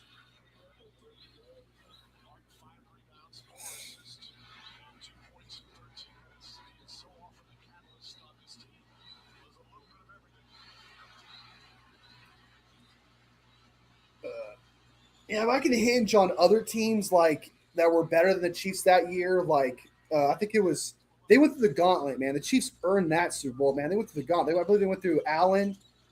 They went through Allen, Lamar. They went through technically the gauntlet, and then the Dolphins, who were good at the time. They went through a gauntlet, man. It was that. Oh my Lord! And I'm not saying like it doesn't hurt. It fucking hurts. Smash that like for my pain, straight up. The Spurs are absolutely dominating this game, by the way, guys. So that's why I'm not really talking about it. There was P on that end zone versus Ravens, but whatever. Yeah. I agree. I thought that was obvious. The pull on the jersey. Yeah. That Jimmy Garoppolo one, dude, just fucking makes me mad. That was in her freaking grasp, dude. But it's up to Brock Purdy to save us, dude. Like, genuinely, dude, this is how I feel about the 49ers, man. Unlike this, I know this might sound ridiculous, and this might be a hot take, but the 49ers just need to win one. And I know that some people are like, oh, we just need to win one Super Bowl in my lifetime. They're talking about their lifetime. I'm talking about the 49ers. They just need to win one Super Bowl to set themselves up for a while. Like, genuinely for a while. You have 6 Super Bowls. You just win one. You are considered probably one of the greatest franchises in the NFL if you just win one. While the Seahawks, yeah, they won a Super Bowl, but they're still playing catch up. They still have a lot to go to have that mantle of best franchise ever and the Super Bowl ever and the Super Bowl era. The 49ers are like one Super Bowl away from that. Like, in that conversation. So it's like they just need to win one. Just needs to win one. And it like sets them up for a while. One Super Bowl would set me up for like 2 decades. For real. Like, it's just one would set this team up for a while. Seattle and the Rams and all those other teams, man, they got to catch up. They got a long way to go. Yeah, we say talks with Steelers and Patriots, man. They're comfortable, bro. They're as a fan, the fandom, they're fine, man. They're comfortable. They win one recently too and stuff, dude. They're fine. They're set for 20 years. I'm not talking about I want one for my lifetime. I want one so that my franchise is like considered the greatest franchise in all of NFL. That's what I want. You know? God, that's all I want. Seattle and all them, they need to catch up. They have a while before they actually feel that feeling. Come close to that feeling.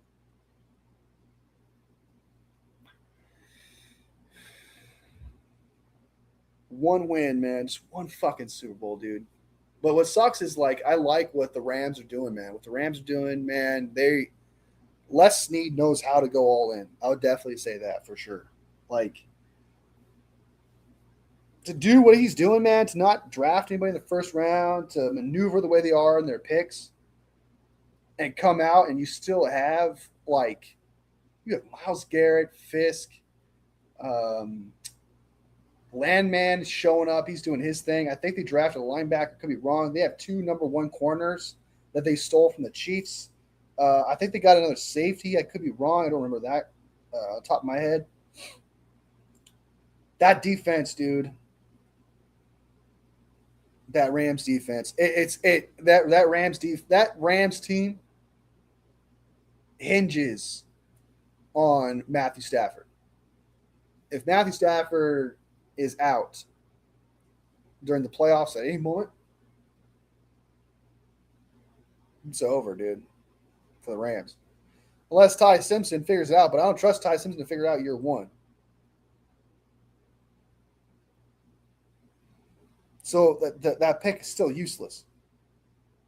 Because I would trust a backup quarterback like Jacoby Brissett over Ty Simpson year one. I think we're one move away from being a Super Bowl contender, just one 7 to 10 sack guy. I agree. I think Joey Bosa would be great. It's not Rams level stuff, but you don't exactly need to have. You do not need to have the bona fide, the Super Bowl contender team to win a Super Bowl. Like that's just the fact. Like you don't need that. So yeah, the Rams theoretically on that defense side of the ball, Myles Garrett and all they got going on, got a lot more going on than the 49ers do. Like on paper. But no team on paper ever actually wins the Super Bowl. You know? So if you want to compare yourself to the Rams, probably not. But if you want to be like, hey, can this team win a Super Bowl considering the talent, scheme, talent, coaches, and all that? Yeah. I agree. Yeah, Papa Joe, you're right. Yeah, Papa Joe, I agree with you, bro. This team can win 13 games. It can win 12 games. This team can definitely go to the NFC Championship. Because right now, this team is better. Like two-folds better than the 49ers team last year. So I think that this team is definitely a contender. It's not on the level of like it's the number one contending team, but it's definitely a contender. All right, here we go. We're finally starting to get a game here, guys.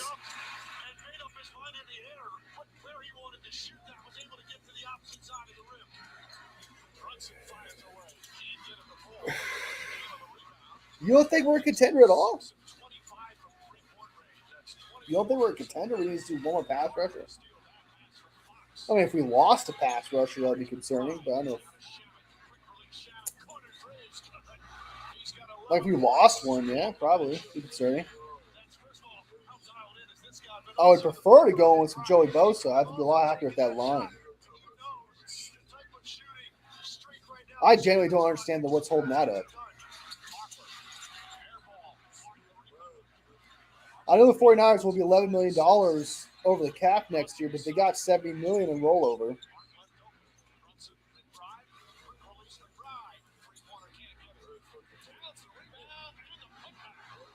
And they score, and then the Knicks are back in it by one score, 69-66, 3 minutes left in the third quarter. The Knicks get some momentum with Wemby coming in, and now the Spurs have to slow it down with Wemby back. Fox with the shot makes the 2-score game. Largest lead was 14 here in the third quarter. Brunson finds Hart.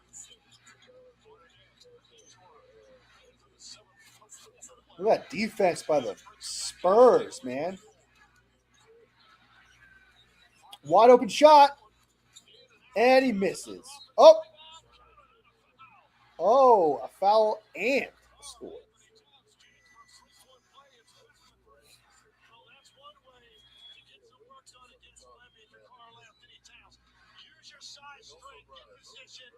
The, Johnson trying to block him out, and Karl Anthony Towns has done some work here on the offensive glass. yeah, that's a good argument there. Considering what we were last year and what we are now.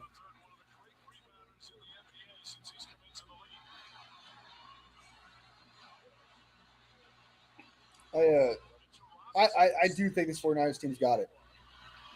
We have to see what Raheem Morris is, though. I'm curious.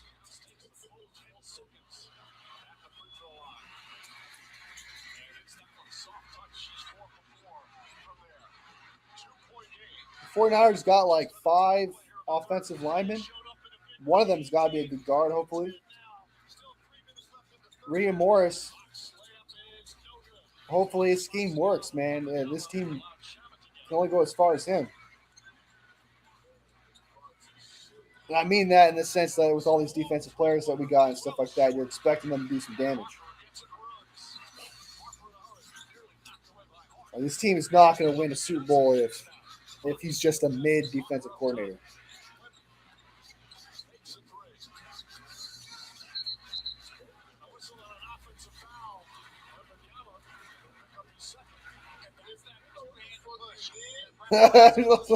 Juan's like, I want to be clear. I'm not saying we're going to suck.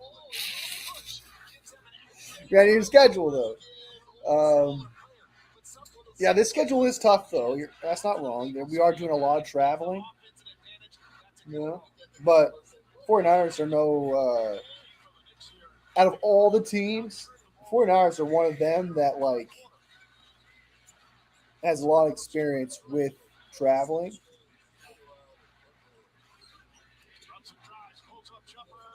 So they could probably handle it better than most teams, considering that experience. But that is concerning because, I mean, that's still a lot of travel, man. Jet lagged. Can mess with your motion. It's not that simple. It's not as simple as just going somewhere. Broncos. I can see this being the Broncos. Eagles. That's a question mark right there. Eagles are only going as far as their offensive coordinator.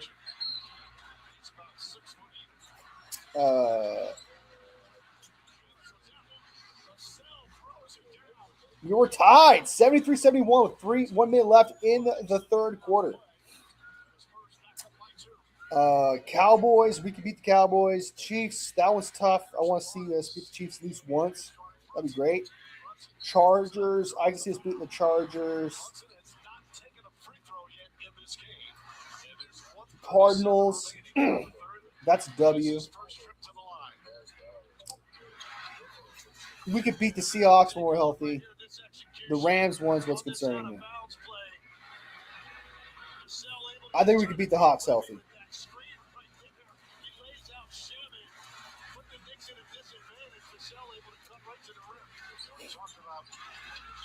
Come on, Knicks. Let's get the dub. Hella flopping. Papa J says we have the same strength set schedule this season, do we? I mean, Broncos would be a little harder. Eagles, that depends on their offensive coordinator. It's not crazy. I mean, I don't think that's crazy to think that.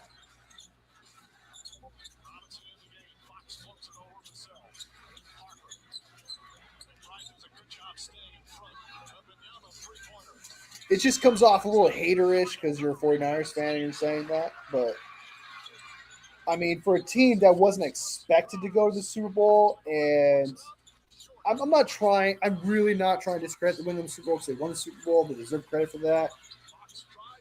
But they had, let's be honest, man, they had to have a lot of things go their way to get to that point. I know that happens a lot with making the Super Bowl, but with that being said, I think that would happen. That would have to happen again, is what I'm trying to say. Like, a lot of things would have to go the Seattle Seahawks way again. Like, for example, in that Rams Seahawks NFC Championship game, the Rams had a lot of things go wrong there for them, and they were still in it.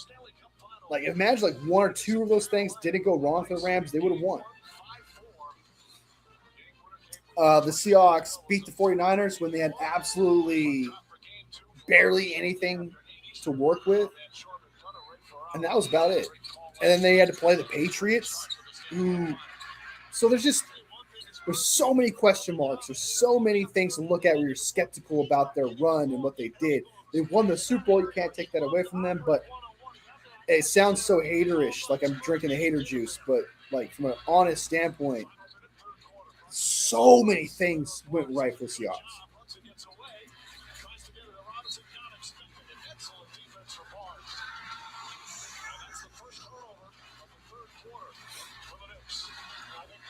But I sound like a hater because I'm a 49ers fan, so it's so take it how you want to take it.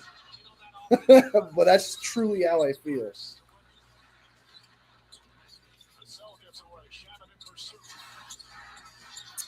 They lost their Super Bowl MVP, and they lost their offensive coordinator, Boy Mafe, Tariq Woolen, Kobe Durant. They lost a lot of players. They have to replenish those. It's the offensive coordinator for me. I don't remember who's the offensive coordinator for the Seahawks right now.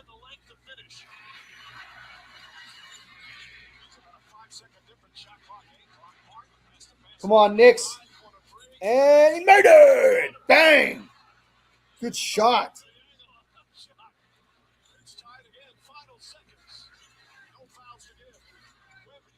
Wemby missed. 3-pointer. I hope Sam Darnold's good shit. I hope he's bad too, man. Same here. I'm with you on that. But I mean, Sam Darnold deserves some credit, though, man. He knows how I put this. He played good against the Vikings, and then he went to a different coordinator, played good with that coordinator as well. Did he play phenomenal? I don't think he played phenomenal, but I do still think he played good and played good enough, made good decisions, especially the playoffs, not turning the ball over. He did his thing. He played really good, and I do hope that he does play bad too as well as a 49ers fan. But there's definitely a possibility that he might take a step back due to the fact that he's getting a new coordinator, and the offensive coordinator the Seahawks had, there was a lot of hype with him and a lot of potential with him. And same thing with the Minnesota Vikings. Kevin O'Connell was supposed to be a quarterback whisperer. So, like, there's so many things that helped Sam Darnold where it's like, okay, without those guys now, and you're just getting a tight ends coach, can you replicate that without these phenomenal, coordinators? Can you do that? So we're about to find out. Can Sam Darnold take what he's learned and become independent? Can he become now an officially grown, mature quarterback that, I'm not trying to say Peyton Manning because that's so ridiculous to say that, but I'm talking about somebody who, or like someone like Aaron Rodgers, something like that. I'm talking about someone who finally gets it. You know what I mean? Where if someone were to tell them a scheme, they would fully understand that scheme down to a T and how they would do it. You know what I mean? Can he do that? Can he take someone's scheme and make it better? I think we're going to find out. That's the next step for Sam Darnold. Sam Darnold's another Herbert who got lucky with a great defense. Damn, that's an insult to Herbert, bro. I thought I was a Herbert hater, man. Damn, I thought I was hating on Herbert.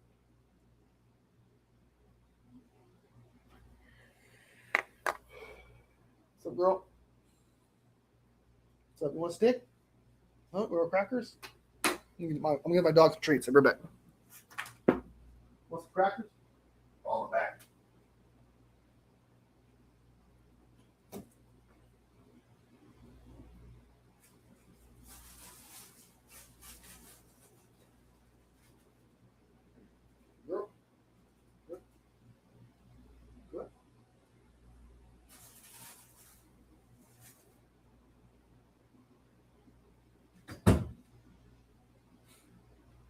Use the bathroom. We're back.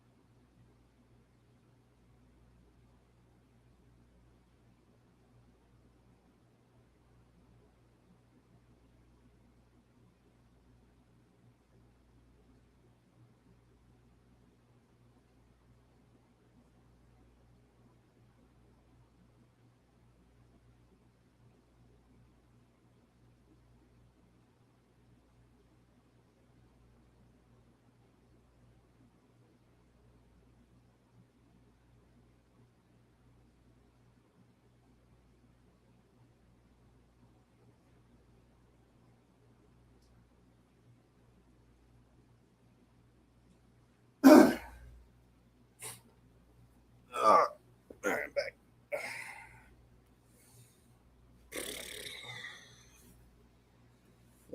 So excited to see Herbert get first rounded again. He's got Mike McDaniels and new weapons. Seeing him losing with Gillers.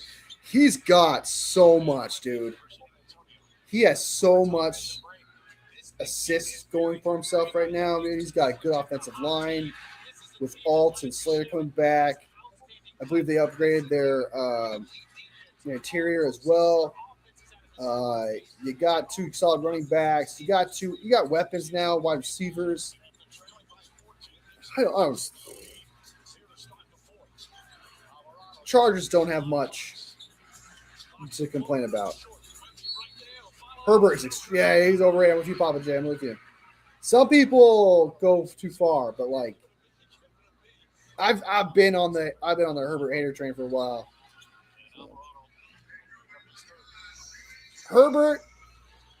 Herbert was so bad, he made Poggy disappear off the face of the earth. That's how bad Herbert was. I'm not even sure if Herbert's top 15. It's not crazy to say that. It's not crazy to say that.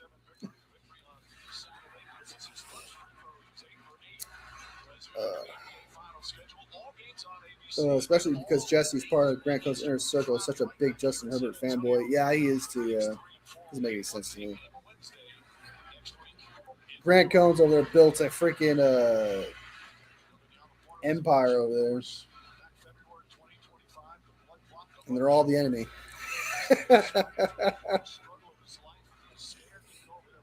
He's built how do I put this? Is it the sinister?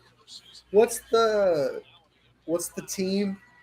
Not Sinister Six, but he's built like the evil syndicate. He's built an evil syndicate. That's what he's done.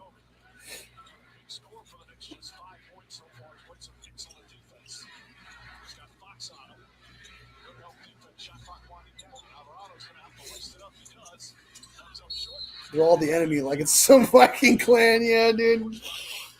It feels like a battle, dude. It feels like we're battling our own land, bro. You know what I mean? It feels like there's this battle on our own land here. We're going to war with them all the time, and they built up a freaking syndicate, evil syndicate that we're fighting. We're fighting the good fight.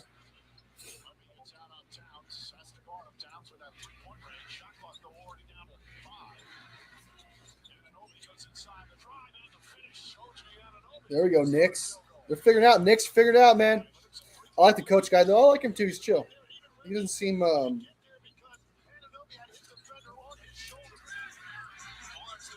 he will. I have seen him disagree with Jesse. I have seen him disagree with Grant and stuff like that. So that's one thing I just like to see, man. Just see the obvious, like sometimes, man, you can see right through people where it's like, okay, it's obviously that's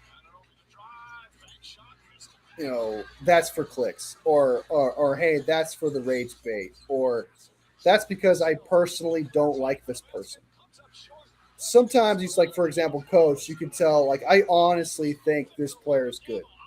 I honestly don't think this player is good. This might piss you off, but I honestly believe this guy's not good. You can kind of see it sometimes, and with coach, you can kind of see he's genuine. Even though I disagree with a lot of things he says, there's when you're genuine, it's obvious, and that's what I respect. Because they'll agree with things, they'll disagree with things, uh, they'll say things that are obviously against what would be bias, things of that nature.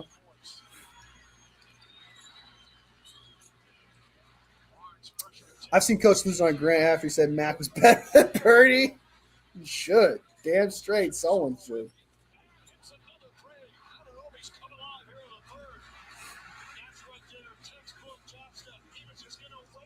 8 minutes left. The Knicks are just taking off. Wide open three. Bang! He scores. And he scores. 86-84. We got a tight game with 8 minutes and 30 seconds left. Whoever wins this game is going to win the NBA Finals. And I'm never going to change my answer. Whoever wins this game is winning NBA Finals. Take that to the bank.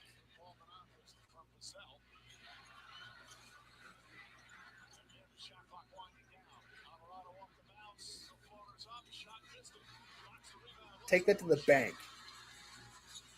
Oh, the Spurs selling? I don't know. They got some shit going on. Oh, 30! Missed! Wide open three. Wide open three. Missed! That was a terrible series there. And missed again. We got sloppy back and forth in a bad way.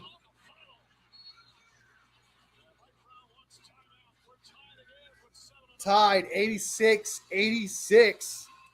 7 minutes and 30 seconds left. This is where basketball gets good. To me, this is where basketball gets good. It's towards the end of the game. Like 5 minutes left. Like, basketball is pure cinema with 5 minutes left. To me. I'm not saying, like, if you think it's a good sport for the entire thing, that's you. But for me, the last 5 minutes is pretty good. It's usually pretty good. Unless it's like a blowout, then it's not. But something like this score.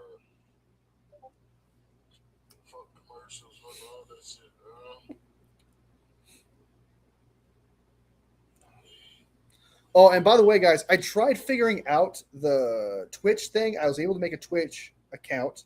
Got it connected to the StreamYard thing, but I have to use like a third-party site that I'm not comfortable using. That people tell me it's safe and stuff, but I'm like warming myself up to it. I've been told like, hey man, it's safe. You can use it. It's just, I don't like that. I don't like using third-party shit to connect to that. That just opens up lanes to fucking get hacked, and I don't like that. But yeah, I apparently have to download a third-party app, some shit, connect my Twitch and my YouTube to it, which I don't like. Use a VPN. They charge like $20 to use a VPN. I'm not using a VPN. But it's more of a comfort thing. I'm just not comfortable. And I should, like, if I'm going to get into content and stuff like that, I should theoretically start getting comfortable with, connecting my shit like that. But, yeah. I planned on doing it last month, but I was just like, I don't know. My friend was like, he was like, just do it. He came over and he was like, you had me come over and do this shit? I'm like, sorry, man. I didn't know it was all that. Didn't know it was all that, dude. I'd rather use Starbucks Wi-Fi than use a VPN. To be honest, too pricey. Yeah, I don't know how much it costs, but I know it costs quite a bit. That's why I also don't have Chat GPT or anything like that because I don't pay for that either.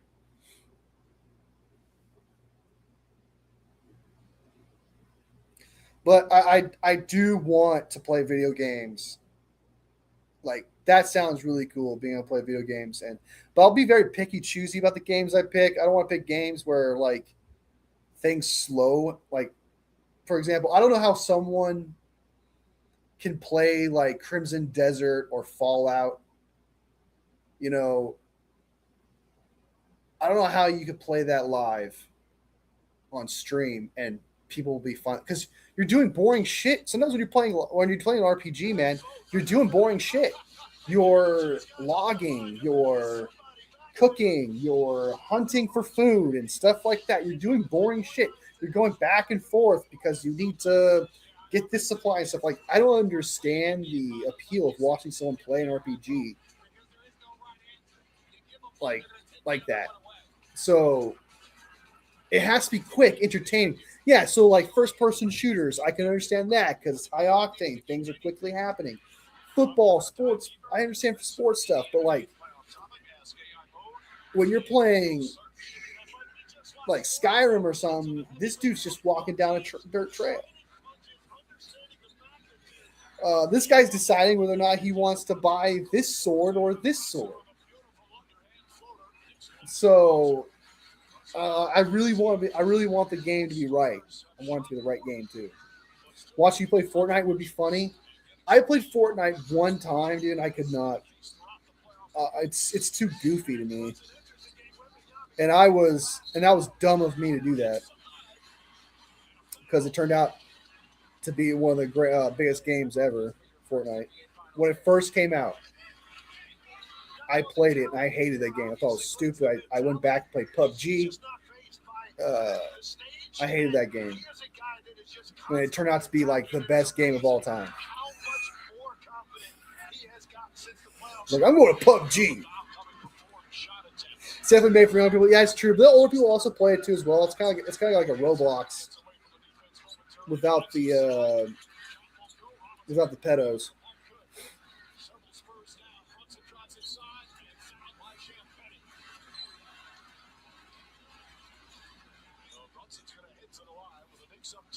They got like Peter Griffin on it or something.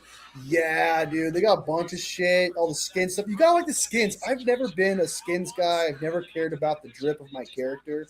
I've always only cared about what was more powerful. So if you like skins and stuff and like playing as a character, I can see why someone would love that and find it entertaining. I know you get ridiculed and you get made fun of and bullied if you use like a terrible skin.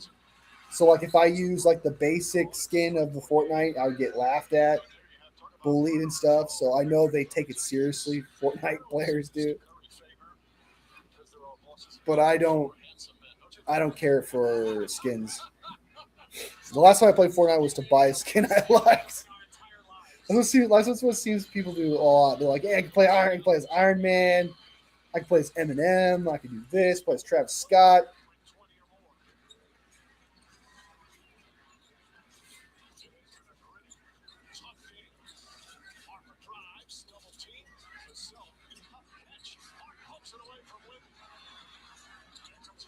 I actually do have. I'm not calling it top. This Knicks fans are freaking out, dude. Knicks fans, dude, are losing their shit, bro. Yeah! They're gonna destroy New York, dude. They're gonna destroy New York.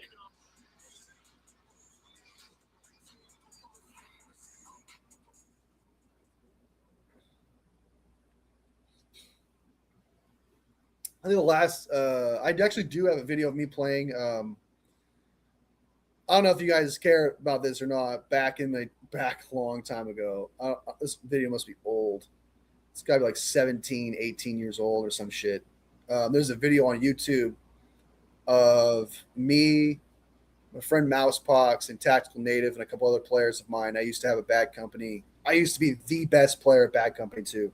I was the best player at Bad Company 2. There was nobody better than me at that video game. I want to throw that out there. You can find a video of me playing video games of what it was like back in the day of old Xbox 360 shit. And yeah, I think I was like 19, 18. I was 18 or 19 years old. Long time ago. 20? Somewhere around there.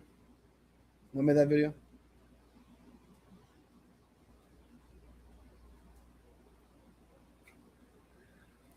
You guys got me reminiscing, man. I got me reminiscing. Now I'm thinking about the past. It's like a fucking old boomer. That was my prime, man. That was my prime video game days, man. That was the fucking best at Bad Company 2.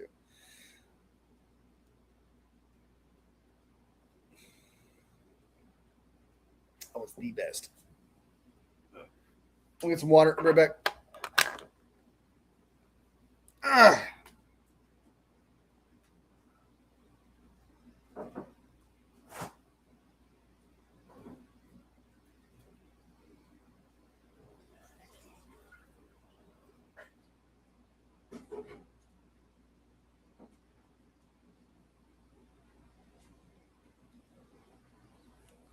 Oh my god. I like. But if you guys got an Xbox, you guys shoot me your Xbox gamer tag. I'll shoot you his invite. I'll just tell you my gamer tag if you want. So, who you got, Lamb? You got the Spurs, you got the Knicks. She's got the Spurs.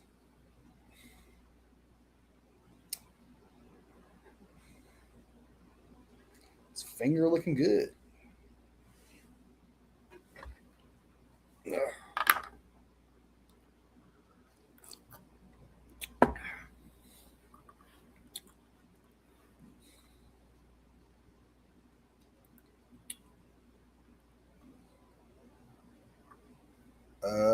Packers Micah Parsons won't return until at least mid-October. The Cowboys looks like the Cowboys might be winning that trade. Shockingly.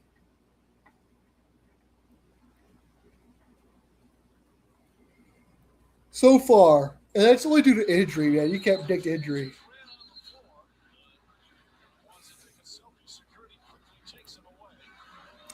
If Aaron Donald unretires, though, man, if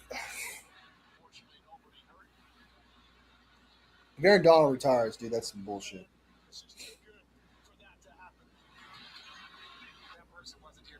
I quit playing video games. My kids got older and started kicking my ass when we played. Yeah, when you get humbled, man, it's a bitch. Sometimes, man, when you get humbled, man, it makes you back up.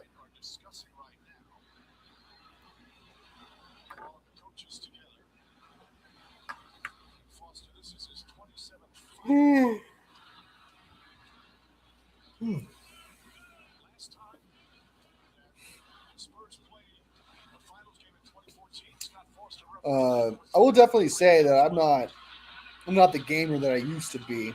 I used to game all the time, but kind of expanded my horizons. I'm entertainment. I play instruments, read books, so, play games, watch movies.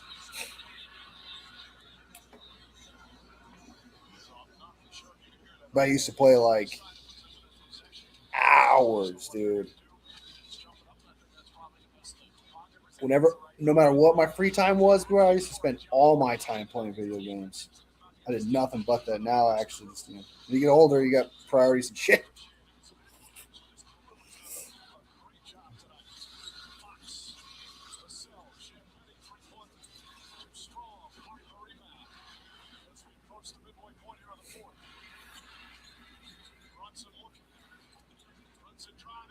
And the Knicks are going to win this game, dude.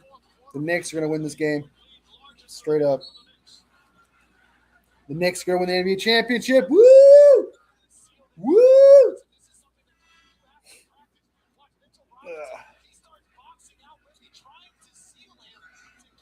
Right now, the video game I'm playing right now is Crimson Desert, and that's just been taking up my time, free time.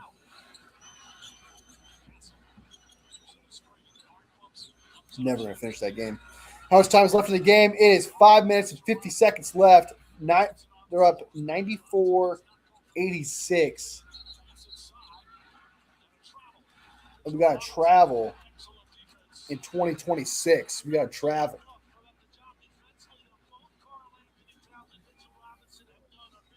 We got to travel in 2026.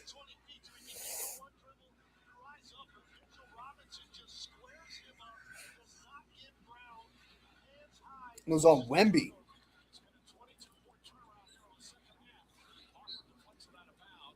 Deflected out of bounds.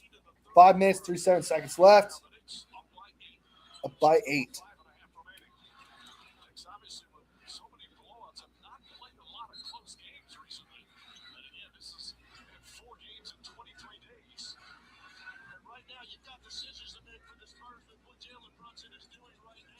Wide open shot, dude. You must play defense. You must play defense. Brunson takes a shot, misses.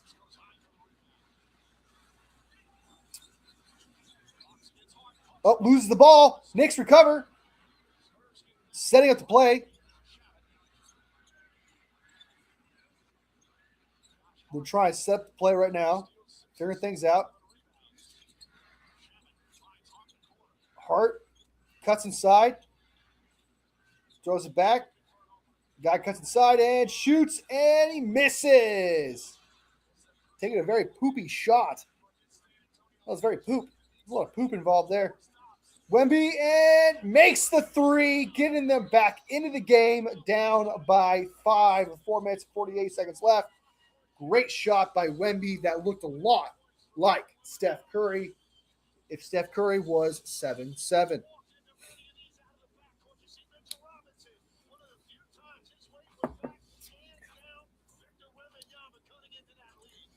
After this game, man, I'll make me a bomb-ass sandwich. 448. The $10 crispy parm pan.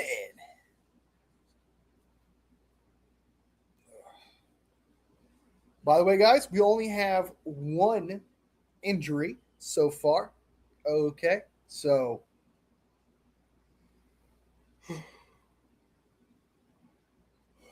not the best start, but Isaac Garendo with the pec.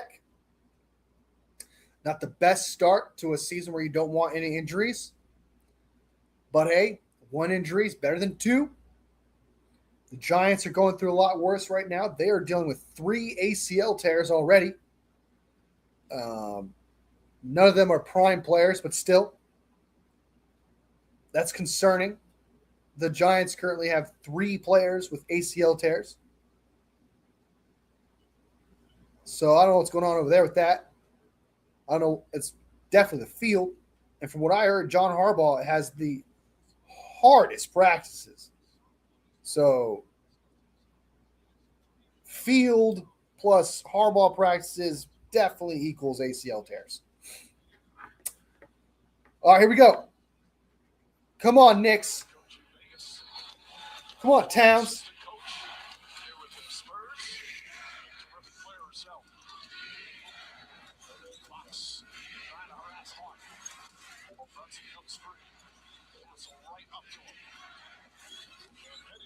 Defense. Offense. Takes a shot and missed. Brunson's trying to play a hero, dude. Brunson needs to chill. Wemby fought for.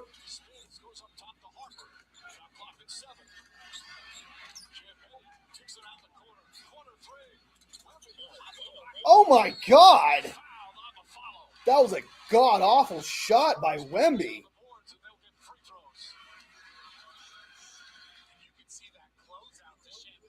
Dude, if you want to be the GOAT, I guess this generation's GOAT, you got to play better than that. That was a piss poor shot.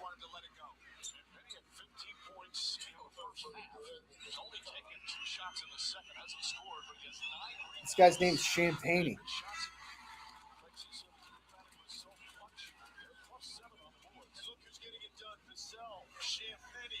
His name is Champagne. That's funny.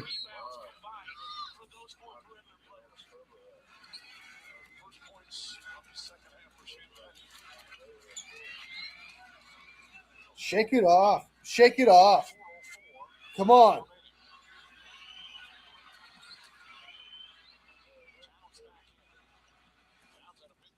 Miss a very important shot there. Now they're up by 4-2 scores. Spurs are up 2 scores. Sorry, the Knicks are up 2 scores. 3 minutes, 52 seconds left in the game. Brunson trying to dance, trying to make something happen. Throws it to Shannon. Shannon trying to make some plays. He's running around. Throws it back to behind the 3 yard. Behind the 3-point line. Shoots and misses. He sucks. Spurs are taking it in. Look around. Passes to Wemby. Wemby. Going low. Going to the right. Going to the left. Passes it back to 3-pointer. Passes it back to Wemby. Wemby. Trying to direct traffic. Wemby. Shoots. Scores and foul.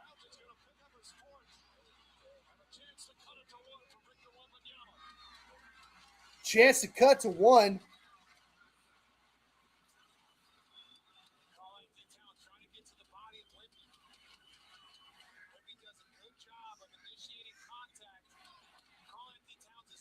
Yeah, I guess that is a foul because he reached his hand in there. Okay.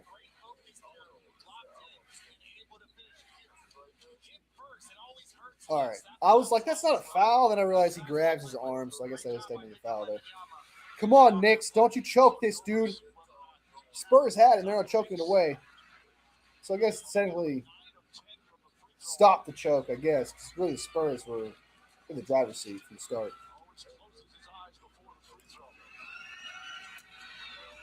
After the 14-7 comeback. Shoots. Score! They're down by 1 point. 3 minutes, 20 seconds left in the game.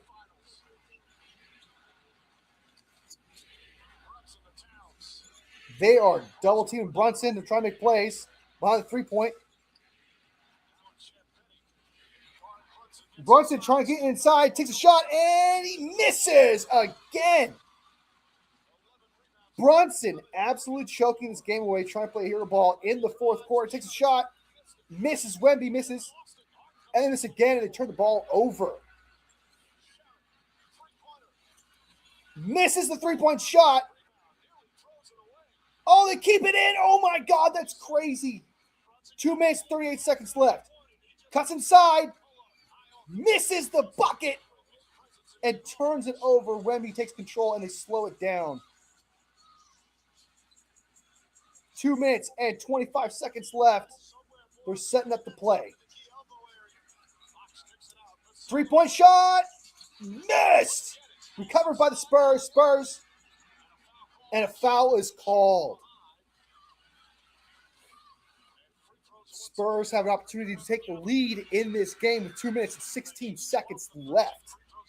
Brunson is choking this game away. I think Brunson had plenty of opportunities. He had plenty of opportunities to get up into the barrier, and he missed those shots.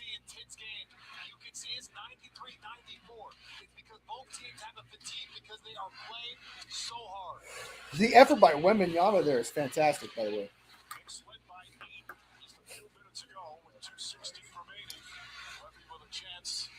What's going on with wet bananas? That's funny.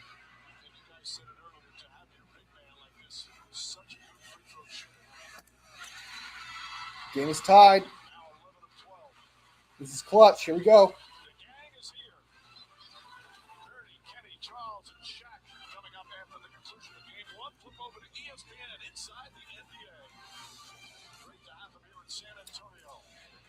Oh, and I got Carolina beating the Vegas Knights.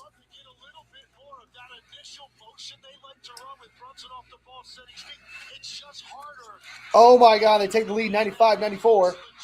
2 minutes, 15 seconds left in the game. Brunson takes the ball into the zone. Knicks haven't scored in 4 minutes. They missed their last 7 shots. And the Spurs back up by 1. 2 minutes to go. Brunson the drive gets inside and just kicks it out. Up top the Quick passing around the perimeter. Gets wide open shot. Misses the net. keeps it alive. Bridges looks back to Brunson. They get the ball back. Takes another shot. And bang! And they take the lead. 97-95. 1 minute, 51 seconds left in the game. Brunson finally comes in with the shot that we've been waiting for. It's a three-pointer. He's got 11 here in the fourth. Wemby calling for it. Wemby gets the ball. Towns has 4 fouls. Hand off to Fox. Fox with the shot in the barrier and misses. It's recovered by the Knicks. They're up by 2 points. 1 minute, 25 seconds left. Brunson with the ball. 1 minute, 15 seconds left. Pick and roll, cuts back.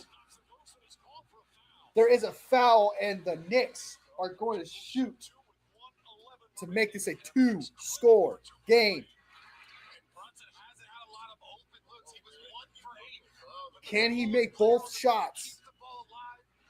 Gets a pass and knocks down his second 3 of the game. This is outside Madison Square Garden in New York City. Watch parties all over. Come on, Knicks. In all of sports, so loyal. Let's go, Knicks. Make the shot. Make the shot. Make the shot. That last possession, Brunson had the side to himself, and you saw they ran a second. 4 points is a big deal, dude. You look like you're scared. Don't look scared. Don't look scared. There you go. It's 1 minute, 11 seconds left by 4. The Spurs need a score here, man. They got maybe 2 or 3 possessions at most right now. The third one just being a wish. They turn it over. It's turned over. Recover the ball, try to slow things down. Wembyama, I think it was Wembyama, turned the ball over. They score here. It's over, dude. And it's over! Spurs lost. It's 101-95, 37 seconds left. It's got to be over. Wembyama with the ball, takes a shot, misses the net, and he's fouled, and that is game.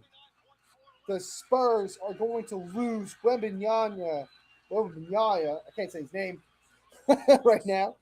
He choked this game away too. So Brunson, rough start in the fourth quarter. Wembanyama, the last minute, had his moment and did not come in when he needed him. Wemby tripped.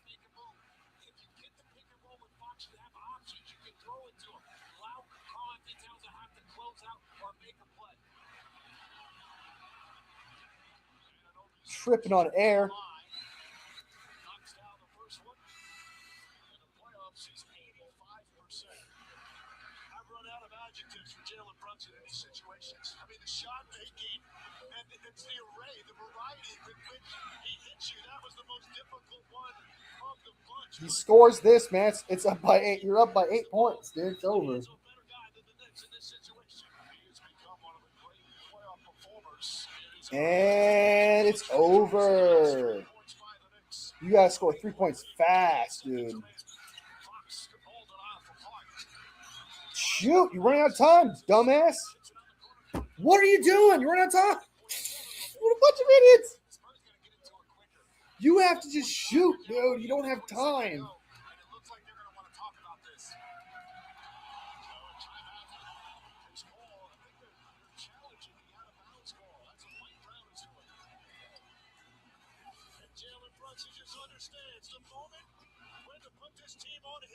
All right, that's game, bro. This game lowered my confidence. That's game. I mean, he would have to yell at me if somehow the Spurs win this game. It's over, dude. It's over. It's like being up by 2 touchdowns at this point with like 5 seconds left. It's just not possible. Has anybody ever come back with 20 seconds left down 8 points? How has that ever happened? I can see 2 scores, but 3 scores? I don't know if you could do that. You would have to score 3 and get foul and ones twice. That's just not happening. So that is it. So anyway, that is the game. The Spurs have lost to the Knicks. The Knicks take the W. I'm sorry, Papa J. Your team didn't win.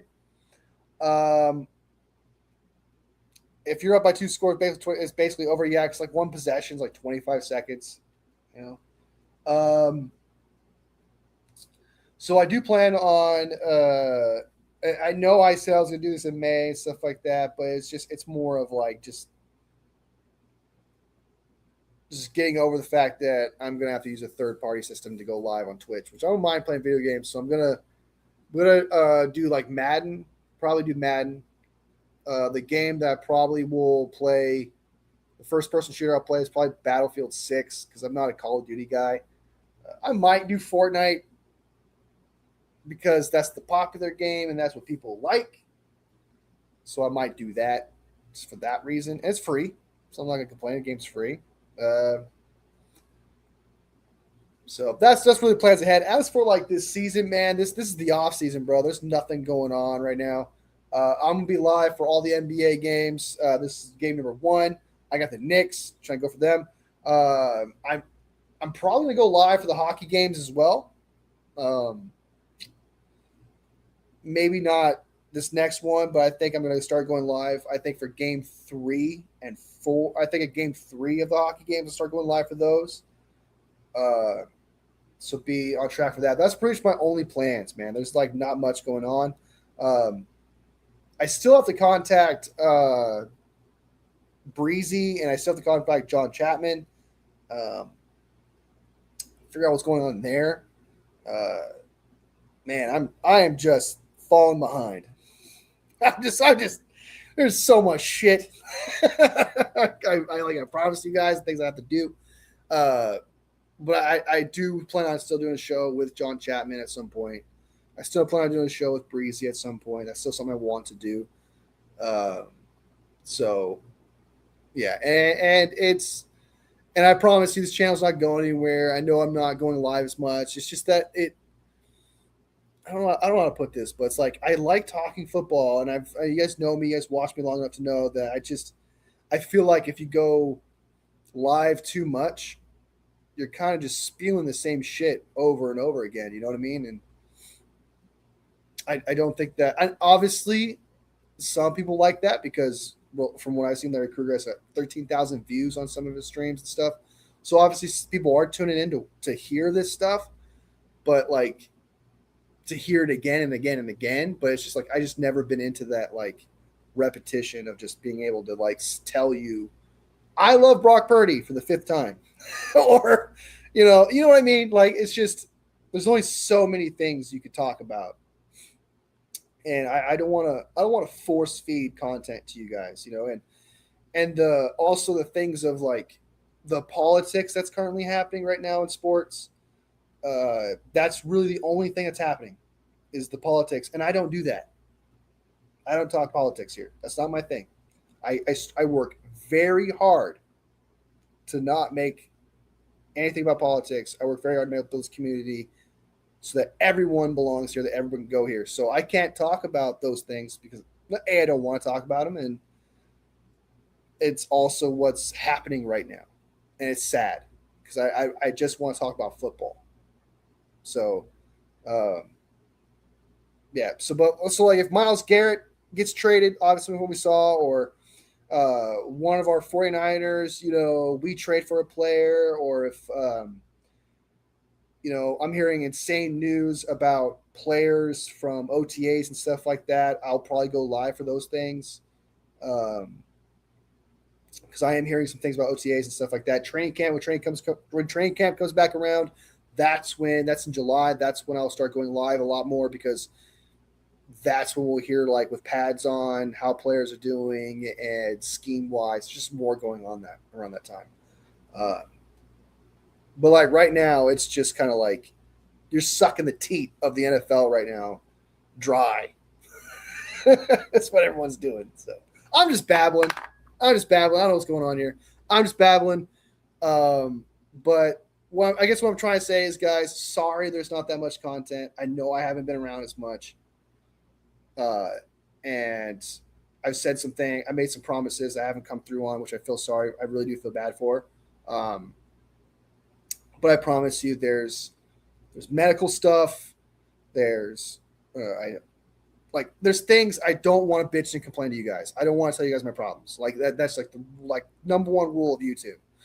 It's like the number one rule of being a content creator. So I'm not gonna sit here and bitch and tell you my problems, but I promise you, man, this channel means everything to me. I still haven't forgotten about you guys. There's just not enough happening for me to kind of go out of my way to tell you guys, hey, we signed Austin Davis. You know what I mean? It's just not enough. And with how busy I am, just you guys don't need to hear my opinion on Austin Davis. You know what I mean? So I try. I'm being very picky choosy right now with what I want to talk to you guys about, because just being busy, medical stuff and things like that. I'm not going to talk about stupid shit. So taking care of yourself, number one. Everything else, number two. Exactly, 110%, man. But before I go, I just want to say thank you guys for sticking around, man. Thank you guys for still supporting this channel. You guys are still awesome. I promise you. I'm still putting effort in this channel. I still want to go live with some people. I haven't gone live with Terra Dome in forever, dude. That's how crazy shit has been. That kind of just fell off. But yeah. So but this upcoming season, stuff like that, when things get rolling and stuff like that, that's when I'll be more engaged, because those things we should talk about. Things you guys do need to not need, but probably want to hear my opinion on stuff like that. So it's very, I want it to be worth your guys' time, if that makes sense. So I'm just babbling right now, but you guys are awesome. I love you guys. You guys are the best. You're the best Wolf Pack. I appreciate you guys so much, man. I do plan on going live for these NBA Finals. I'm going to go live for the hockey games later on too as well. And then, of course, the 49ers NFL content will definitely pick up when training camp comes around. So thank you guys so much. The Spurs win game 1. Let's go, baby. Just because Timothy Chalamet's Lasan Gabe, I'm saying. All right, guys, be sure to hit that like button. Be sure to hit that like button if you haven't hit already, because every single like makes my 49ers heart grow from here to here. All love, fam. I'll see you next video. Bang, bang, not a game, baby.